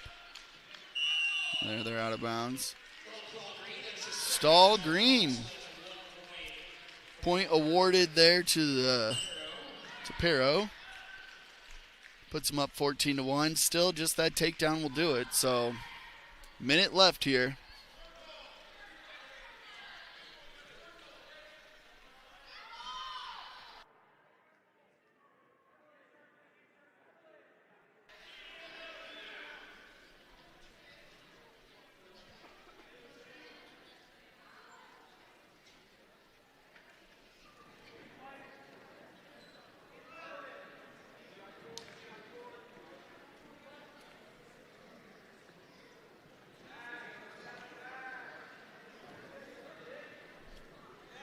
.30 seconds left. Is that going to be the paradigm? Yep, that's the takedown for Pero. That'll be a tech fall in 5 minutes and 31 seconds. So 22-19 now. We've got Gail Garcia coming up for the Bobcats at the 126 weight class, a sophomore, 11-9 on the season, coming up against Jack Carey, a freshman for the Waterloo East Trojans, 14-11. Freshman against sophomore here. But I think that team point that was lost there at the 106 weight class might come into play as the team score is now 22-19 in favor of the Bobcats. This is Gail Garcia's first time wrestling on KFJB-TV this season.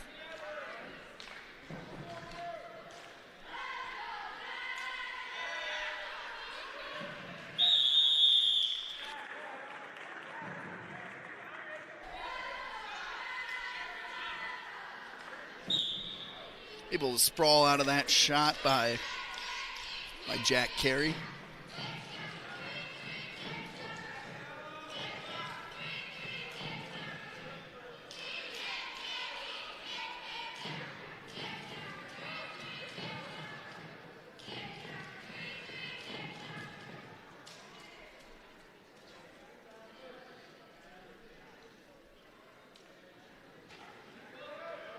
Garcia looking for an advantage here. Can he get around and get the 3 points? Garcia's just shoving his head into the mat there. Is he around for the 3 yet? He's got to get that leg around to the backside. Illegal grip is what he's going to call. Going to go back to the neutral position. He looks over at coach.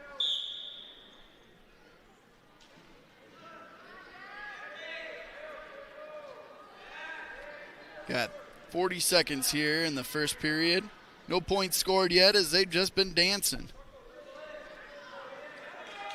30 seconds.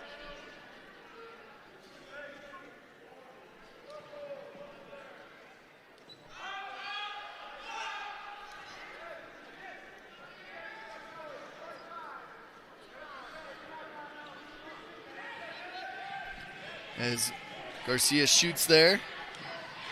Picks him up, takes him down. Is he going to get any points awarded for this? He's got to get that leg off from on top of him.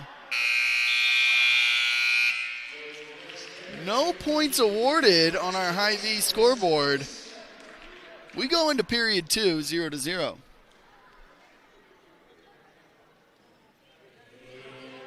And we're going to take a look here. Might be some blood on the face of Carey. Let's do a quick dual recap here. How did we get to a 22-19 score? Well, we started out with Carson Wright at the 157 weight class, who got a tech fall in about 5 minutes and 40 seconds. That put the Bobcats up 5-0. Xavier Anderson, number 3 in the state at the 165 weight class, got a pin.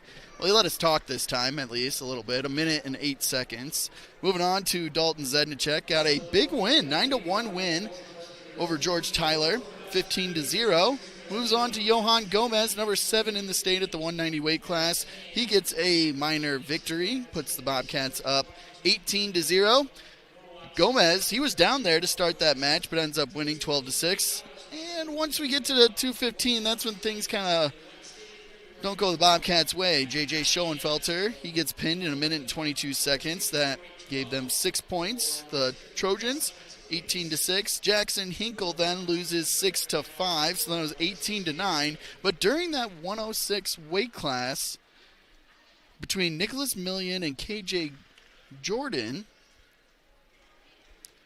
KJ did a little shove, and so they lost a team point, put them down to 8. And then Million gets the victory 9-1, 22-8 Bobcats. Jose Corral Coronado ends up getting pinned by Marion Norton in 1 minute and 50 seconds. So then it was 22-14.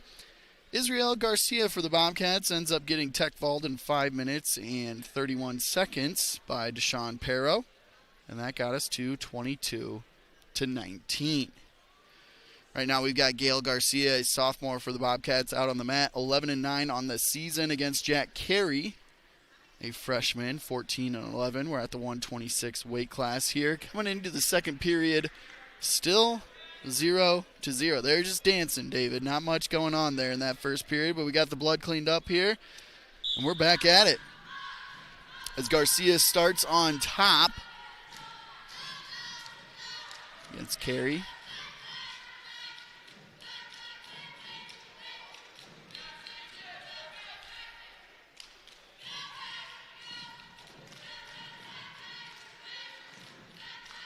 You can see the wrestlers here really trying to stretch those legs. I feel like they might practice the out of bounds, keeping yourself in bounds as best you can.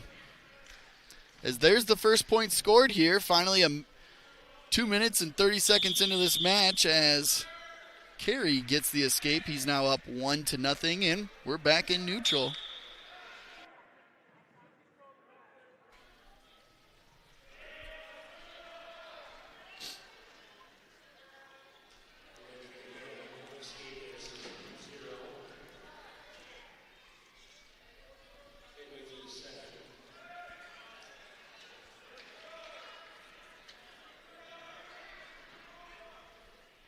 Again, Garcia gets himself in a awkward position here where it looks like he's kind of got control, but Carey with that leg over top is preventing the takedown, and it actually looks like they gave Carey the 3 points on that takedown because his leg was over top. So now he's up 4-0 here with 35 seconds left in the second period. Garcia's got to do something here. Carey is very high on Garcia, and it'd be great if he could take advantage of that, as Garcia's holding on to that right leg at Carey. He kind of stands up, and Carey's now in a precarious position, but somehow keeps himself on top as they roll around a little bit. 10 seconds left here. This is when you'd see the towel kid come out. Carey will end this second period up 4-0.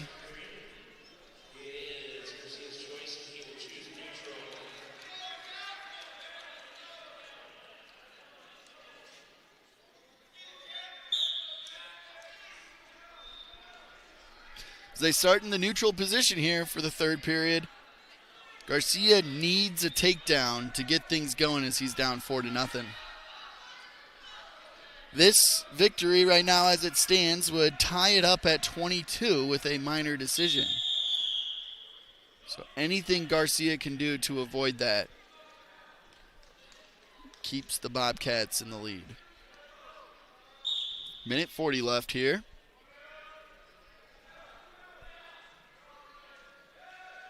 Garcia shoots. He is the aggressive one here in the third period. That is good to see. As he gets the takedown, 3 points.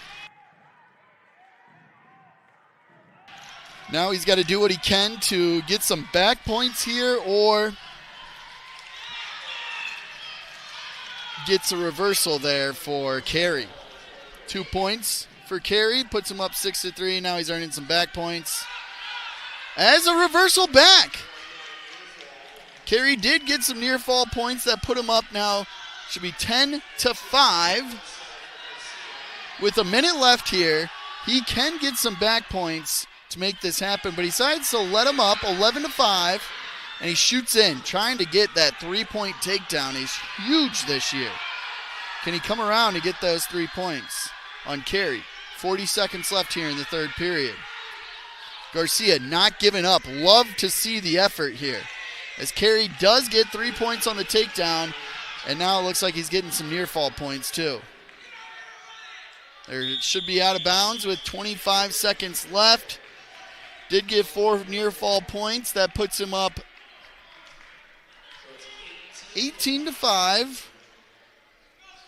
That is now a major decision, so it would give the Trojans the lead on the dual side if it ends right now. So if he can avoid the tech fall, then they're only down 1 point at the end of this match. So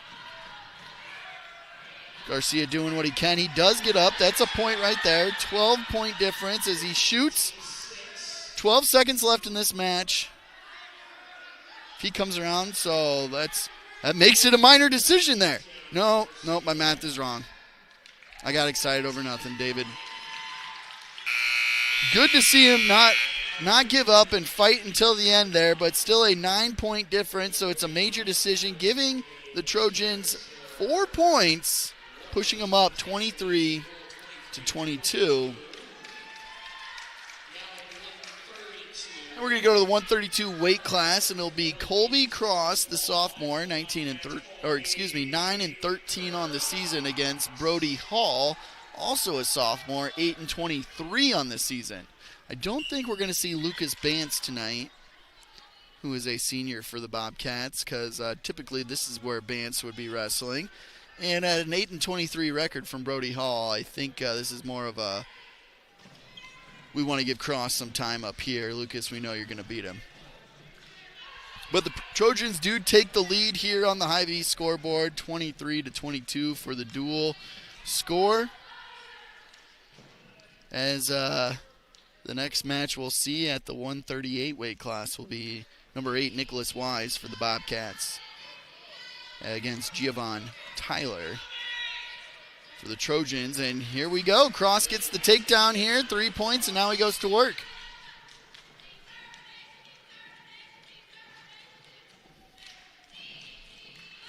I find myself watching head coach Lucas Cross more than Colby during these matches just to see how, if he's any different, but he doesn't really get riled up ever about anything. He's pretty calm, cool, and collected throughout the entire duel. I would love to see him, though, in practice. I don't think that's the same demeanor.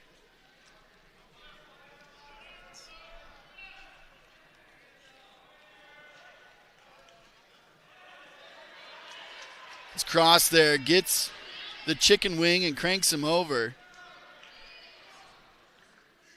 So he's getting some back points here. Already up 3-0 with 20 seconds left in the opening period here of this match. As Brody Hall keeps bridging up there on his head and keeping those shoulder blades off the mat as best he can. You try to bridge up and then roll over, as he does successfully right there to get out of that position. But 4 points are awarded to Cross there. That'll put him up 7-0 to end the first period here. Cross will pick down to start the second period. He wants the escape and the takedown to start. But it is 7-0 in favor of Cross in this match.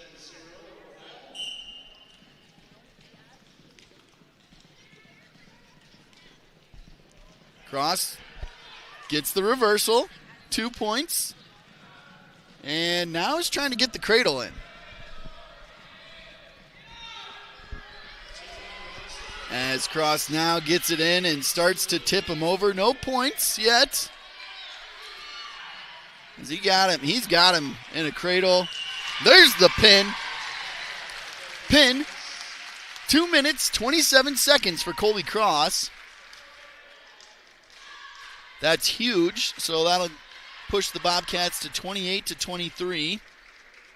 Moving on to number 8 in the state, Nicholas Wise for the Bobcats here. At the 138 weight class, having a great season so far, 24-6. All that wrestling in the offseason truly paid off for him. We got Jorvon Tyler, a senior for the Waterloo East Trojans. Tyler is 24-12. Here's that last pin there by Cross. He had him in the cradle and wasn't going to let him go anywhere. Wise looked like he was going to shoot right from the very beginning. And there he goes.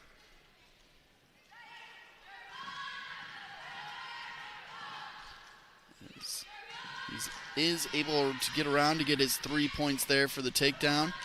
Lets him go.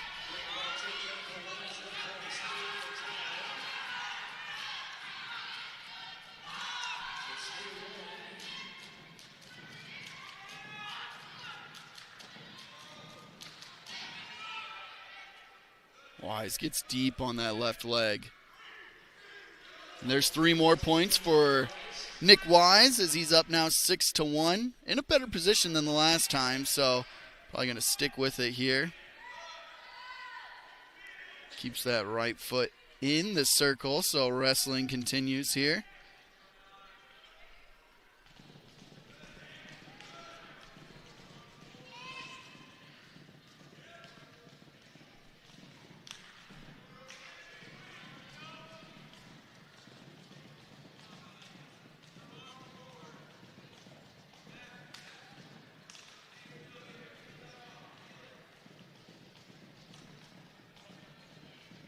Wise now also trying for the cradle, get him to bend his body any way he can.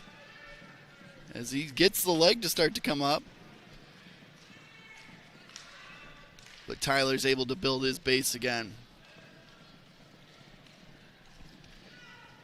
Jorvon Tyler, a senior for the Trojans, able to get the escape now 6-2 in favor of Wise. The last 10 seconds here in the first period. It's been a lot of action here with these two. As Wise gets one final takedown to put him up 9-2. 3, 2, 1. And 2 back points awarded. In the last 15 seconds there, Wise gets a takedown and 2 back points for 5 extra points in that opening period, putting him up now 11-2. Really flexing that number 8 ranking there. Wise and Anderson came up to make sure that we knew what they were ranked before this one started. I love that.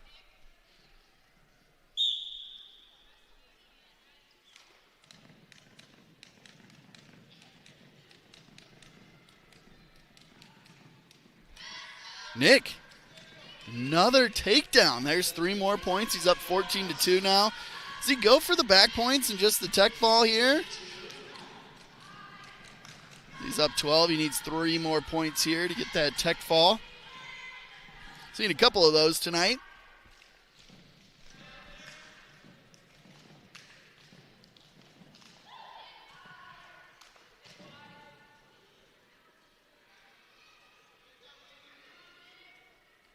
Nick, nope, he lets him up and then he shoots right away. There should be a 1 point awarded there for...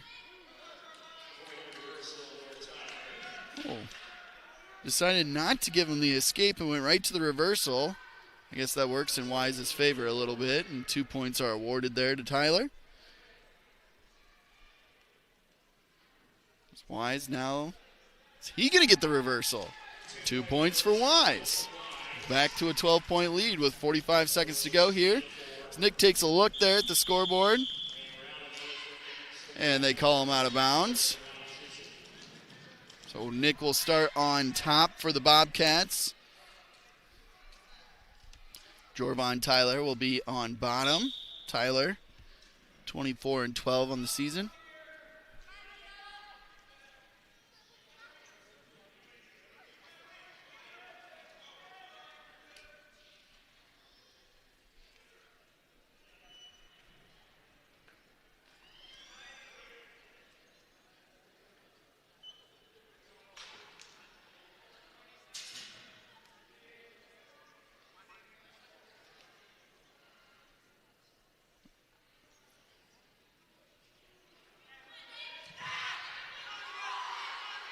Wise is now trying to avoid being tipped over himself.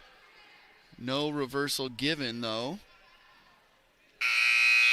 As that'll end the second period. Wise has got a good lead here, 16-4. And it's his choice. And he looks over at Coach. And he picks the top position. I think he feels like he's had control most of this match, and worst thing that'll happen is he lets up a point and he'll just take him down again.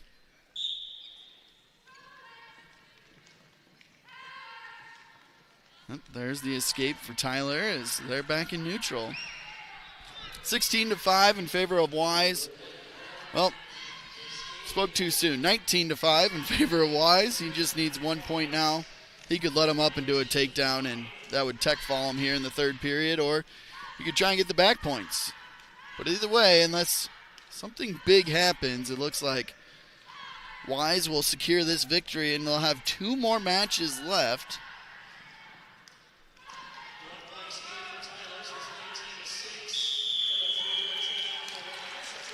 One-point escape for Tyler, 3-point takedown for Wise. That's a tech fall in 4 minutes and 39 seconds. That's another 5 points for the Bobcats. Puts them up 33-23. The Bobcats need to win one of these last 2 matches to secure the dual victory. I think the refs are talking a little bit because Wise would just let them up and then take him down right away, and just making sure that they're on the same page how they want to score things. This match here at 144 will be Anthony Chavez from the Bobcats, who is 7-4 on the year, and Isaac Lamas is 26-5.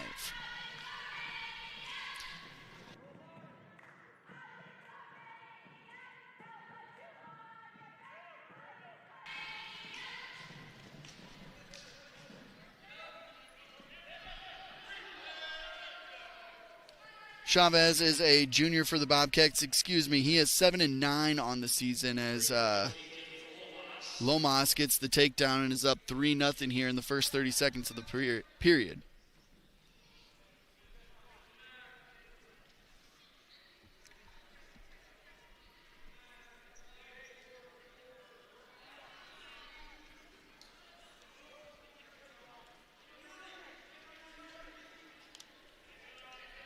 Lomas is using that chicken wing that the Bobcats deploy very often.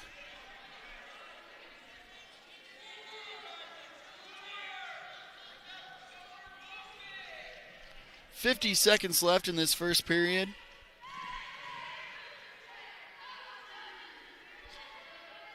It's like 2 back points were awarded there for Lomas.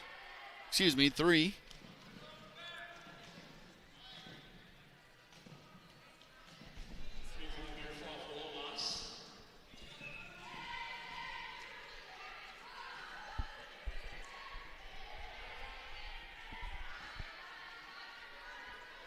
Lomas is going for the cradle now, but Chavez might be standing up here. No, Lomas says not today. Your home is the mat, and I'm trying to cradle you.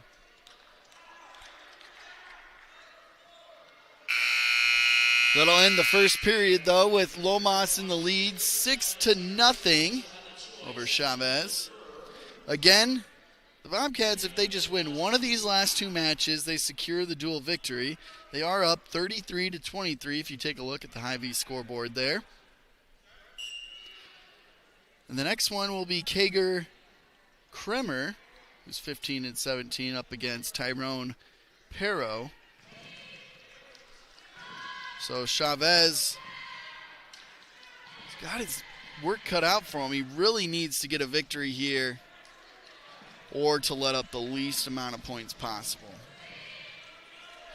If he ends in just a minor decision, then there's no way the Trojans can catch up. But at this moment, with those back points, 3 back points awarded there to Lomas, that puts him up 9.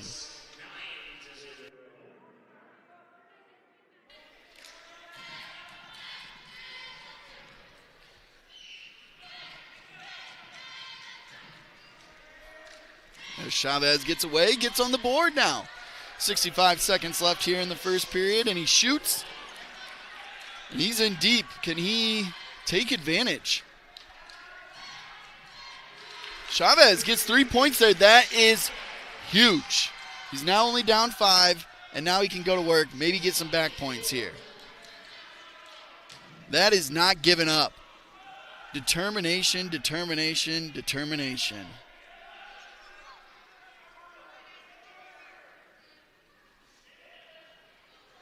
Chavez now gets himself in a tough position.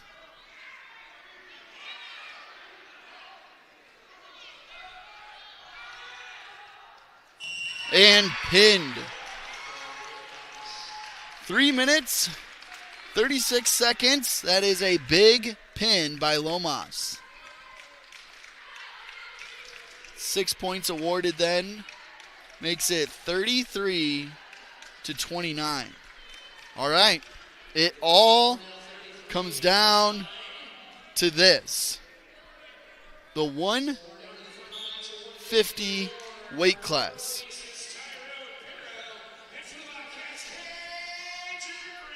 Cager Kremer against Tyrone Pero.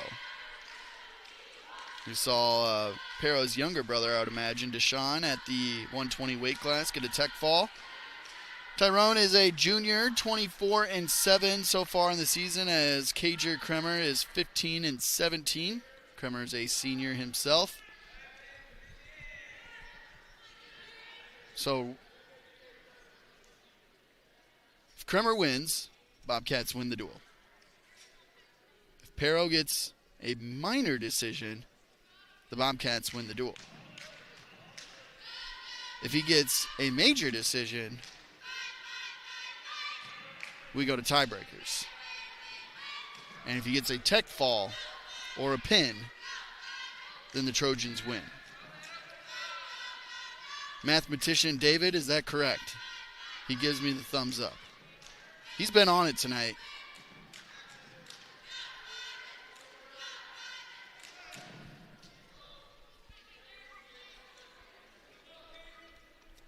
.40 seconds left here in the first period. No one really has found the opening to take. I think both wrestlers know what is on the line right now in this match here. Talk about not being a team sport. The whole team comes down to these two men.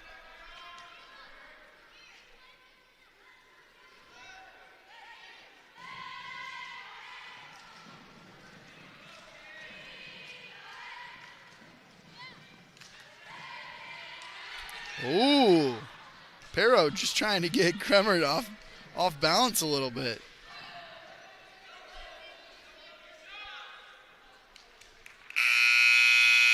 That'll end the first period. Just doing a little dancing with one another as Pero drops to the floor and Kremer drops after him. Pero's going to start on bottom here for round 2, and Kremer on top, 0-0. Let's see if any points can be scored. We had another match earlier that had 0-0 and then a 1-0 just like this. But Kremer didn't want to get rid of him as he dives in right away when they get to the neutral position. 1 point awarded to Pero. Out of bounds, they will restart in neutral.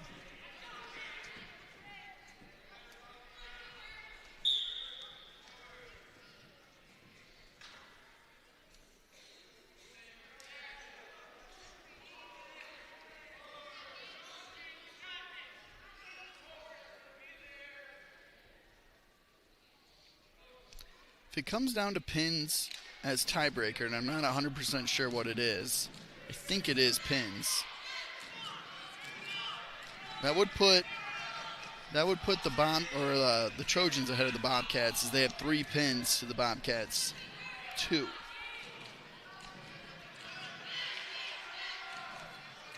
As it's still 1-0 here, and 1-0 is a dual victory for the Bobcats, as Pero throws him down on the mat, starting to get back points. Time won't save him, as there's 50 seconds left in the second period, and Pero easily has that left leg in the mat.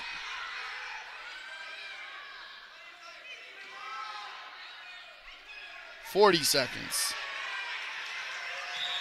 And there's the pin. 3 minutes, 24 seconds. And that gives the victory to the Trojans. 35-33. The 1 point taken away did not matter.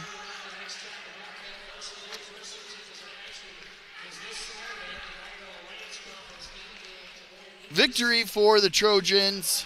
Tough one for the Bobcats, as they came right out of the cannon with 4 victories to starting off the night. Carson Wright at the 157 weight class gets a tech fall in 5 minutes and 39 seconds. I put him up 5-0. Xavier Anderson, number 3 in the state at the 165 weight class. He gets a pin in 1 minute and 8 seconds. That puts him up 11-0. Moving on to Dalton Zednicek at the 175 weight class. Gets a 9-1 victory. And then Johan Gomez completes that hot start for the Bobcats, getting a 12-6 victory. They were up 18-0 to start there.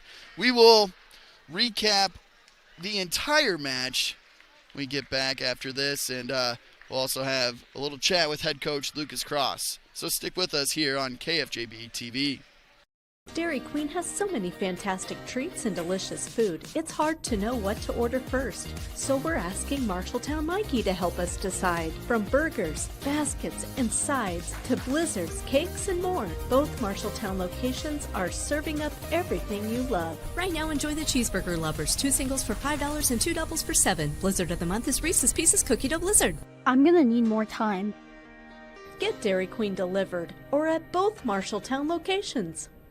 My son absolutely adores scouting. Scouting hides values through fun. My son's most favorite experience was going to South Korea as part of the World Scout Jamboree. He met people from all over the world. He gets access to so many different programs that he wouldn't have available to him otherwise, and the hands-on leadership is invaluable.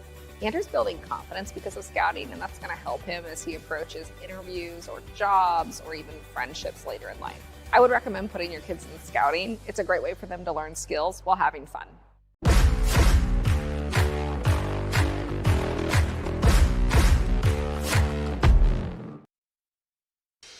Welcome back into the Marshalltown Roundhouse. As we just finished up the duel between Marshalltown Bobcats and the Waterloo East Trojans. I mentioned the Bobcats go 4-0 to start out the night, starting at the 157 weight class. Tech fall by Carson Wright, pinned by Xavier Anderson. 9-1 win, Dalton Zednicek. Johan Gomez gets a minor victory, 12-6. Perfect on KFJB-TV this year. At the 215 weight class, J.J. Schoenfelder, he gets pinned in 1 minute 22 seconds. That was for Chris Foss for the Waterloo East Trojans. Then at the heavyweights, 285, Jackson Hinkle has a pretty good comeback there in the third period, but ends up losing still 6-5, just 1 point to Kieran Harris Veasley. Harris Veasley then, gets another 3 points for the Bobcats. Moving on to the 106, which is where things got interesting. 106 was between Nicholas Million and KJ Gordon. And Million was able to pick him up and put him on the mat. KJ did not like that very much as they get up, and shove ensues, which was -1 team point, knocked them down to 18-8. And then Million gets the victory there, 9-1, pushing the Bobcats up 22-8. That moves them on to Jose Corral Coronado for the Bobcats, up against Marion Norton for the East Trojans, and Norton gets the victory there in a pin in just a minute and 50 seconds. Israel Garcia was up next for the Bobcats at the 120 weight class against Deshaun Perro. Perro tech falls him in 5 minutes and 31 seconds. That made it close. It was 22-19 at that point. Gail Garcia was the wrestler for the Bobcats at 126 against Jack Carey for the Trojans. Carey gets the victory 18-9. That actually pushed the Trojans into the lead 23-22. Colby Cross, though, gets a pin for the Bobcats at the 132 weight class over Brody Hall. He pinned his opponent in 2 minutes and 27 seconds, and so that put the Bobcats back up 28-23. Nicholas Wise, number 8 at the 138 weight class, flexed that ranking there as he gets a tech fall in 4 minutes and 39 seconds. That pushed the Bobcats up 33-23. 2 matches left. Bobcats needed to win one of them. Unfortunately, get pinned both times. Anthony Chavez, the junior at the 144 weight class, gets pinned in 3 minutes and 36 seconds by Isaac Lamas. And then to end the night, Cager Kremer put up a pretty good fight there for the first period and a half, but 3 minutes and 24 seconds into that match, Tyrone Perro gets the pin and the victory for the Waterloo East Trojans. 35-33. Overall, though, great night of wrestling. Saw some really good matches there. It was good to see Xavier Anderson get another victory, tack another one on. He is now 28-3 on the season. You know, mentioned it before the broadcast started, but we could very well see him at the top of the podium at the end of the season at state. It would be great to see that happen, and I know he is determined to do that. Currently number 3 in the 165 weight class. Johan Gomez, got to highlight him, stays undefeated on KFJB-TV.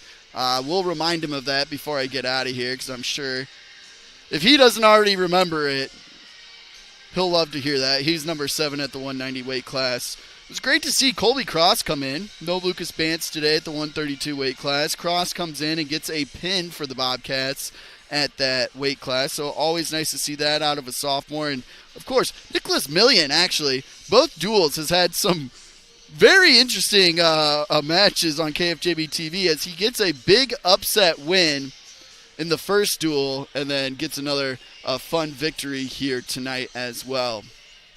Looking for Cross here to see if I can't wave him up here, as we talked about doing a interview afterwards, but we will take one short break, and we've got Cross. If not, we'll crisscross that off our list. So you are watching some Bobcat Wrestling here on KFJB-TV. Dairy Queen has so many fantastic treats and delicious food, it's hard to know what to order first. So we're asking Marshalltown Mikey to help us decide. From burgers, baskets, and sides to blizzards, cakes, and more, both Marshalltown locations are serving up everything you love. Right now, enjoy the Cheeseburger Lovers. 2 singles for $5 and 2 doubles for $7. Blizzard of the month is Reese's Pieces Cookie Dough Blizzard. I'm gonna need more time. Get Dairy Queen delivered or at both Marshalltown locations.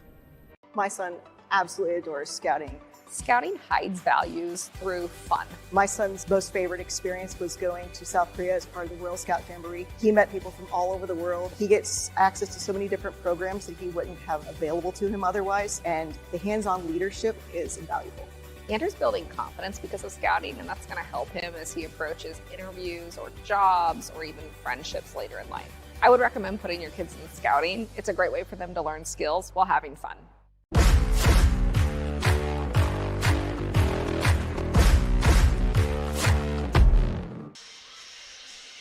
Well, I would say no Cross in sight, but I know Colby's out there helping clean up, so can't say that, but no Coach Cross here at the end of the night. What I do love about Coach Cross, and the more and more that I talk to him, he's all business, man. And the thing about him is he does not care who the other team is or who the other opponent is. He doesn't even know names of the other opponents. He'll be like, Zach, I grew up in Colorado. I didn't grow up out here. I don't know anything about that.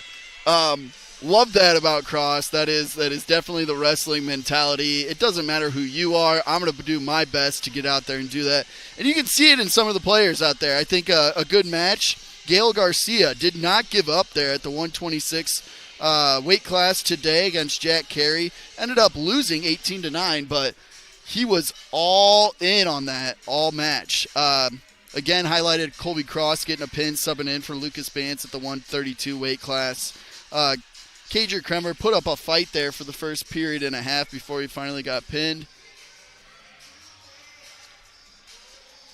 And, again, highlighting Dalton Zednicek. That was a good match.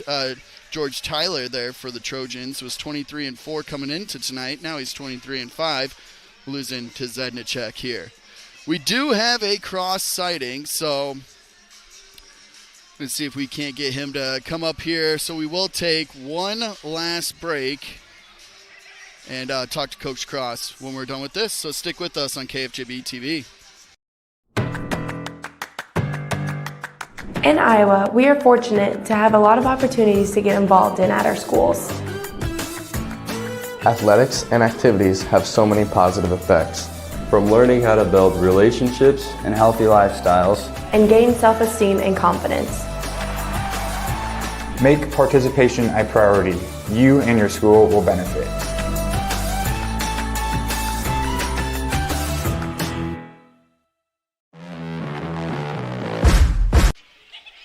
Back in the Marshalltown Roundhouse, now joined with head coach Lucas Cross after the duel against the Waterloo East Trojans. Comes down to that last battle there, 35-33 in favor of the Trojans. Last two matches, needed to win one of them, ended up getting pinned both times there. I mean, what do you say to the team after a close battle like this tonight?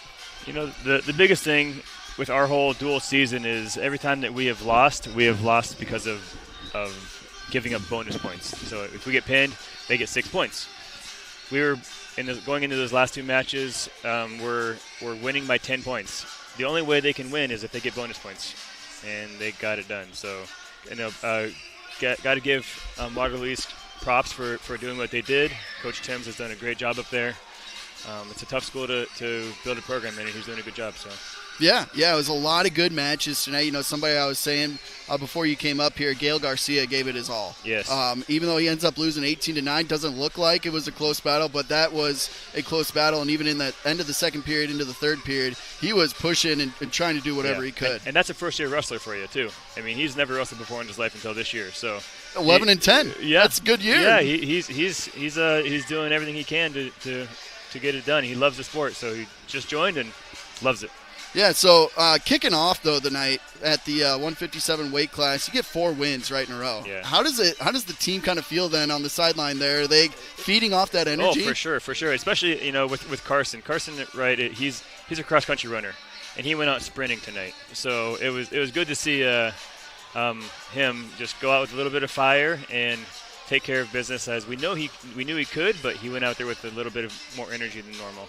Then, of course, Xavier does what Xavier does. Yeah, let us actually introduce him tonight, which, thankful for that. Yep. So he did great. He did whack his nose pretty good, so hopefully it's okay.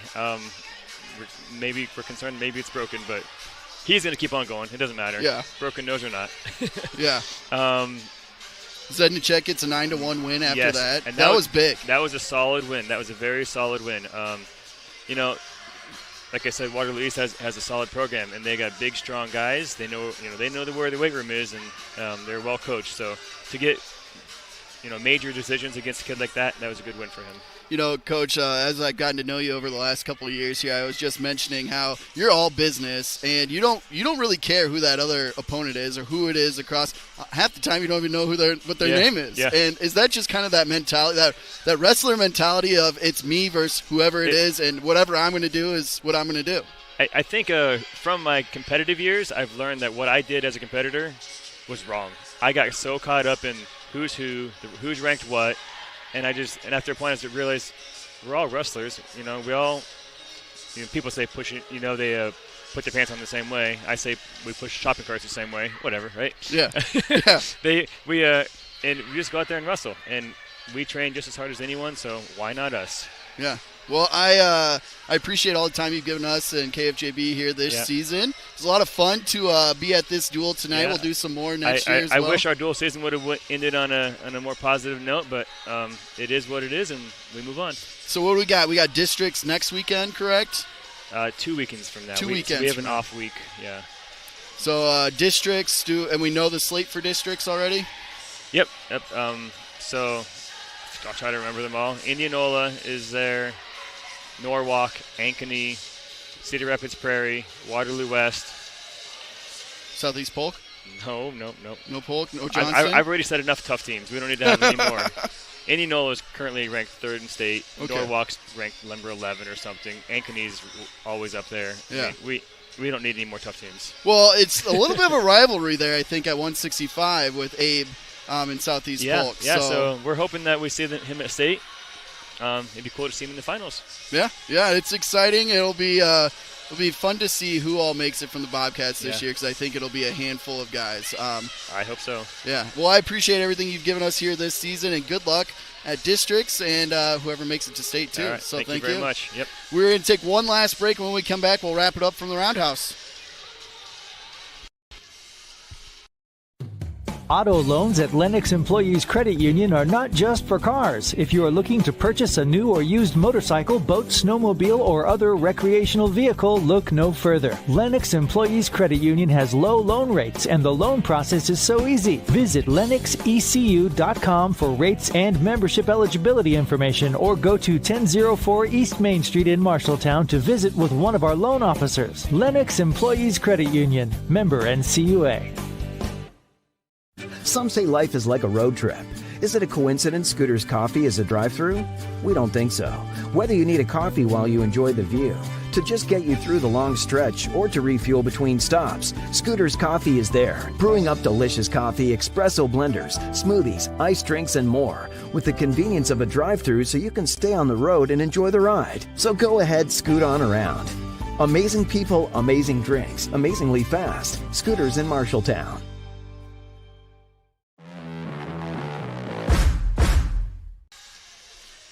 And back in one final time at the Marshalltown Roundhouse. Want to thank our on-site producer, mathematician, score stat getter, David Braga tonight. Thank you for making everything happen behind the scenes. Want to let you know, though, up next here on KFJB-TV, we'll be right back here in the Roundhouse tomorrow night. Also against Waterloo East Trojans, but this time will be also on the hardwood, but basketball, a little bouncy ball this time around. Coming up tomorrow night, it will be a doubleheader, both boys and girls, right here on KFJB-TV. Pre-game coverage. Just everyone's favorite Dylan Doe's tomorrow night, as last year around this time, Brandon became a father and actually left a game early because his wife was going into labor. So just Dylan tomorrow night on that anniversary of baby Phoebe. For David and myself here at the Roundhouse, we thank you guys for watching tonight, and we hope that you tune in tomorrow for some more Bobcat action. You have been watching KFJB-TV.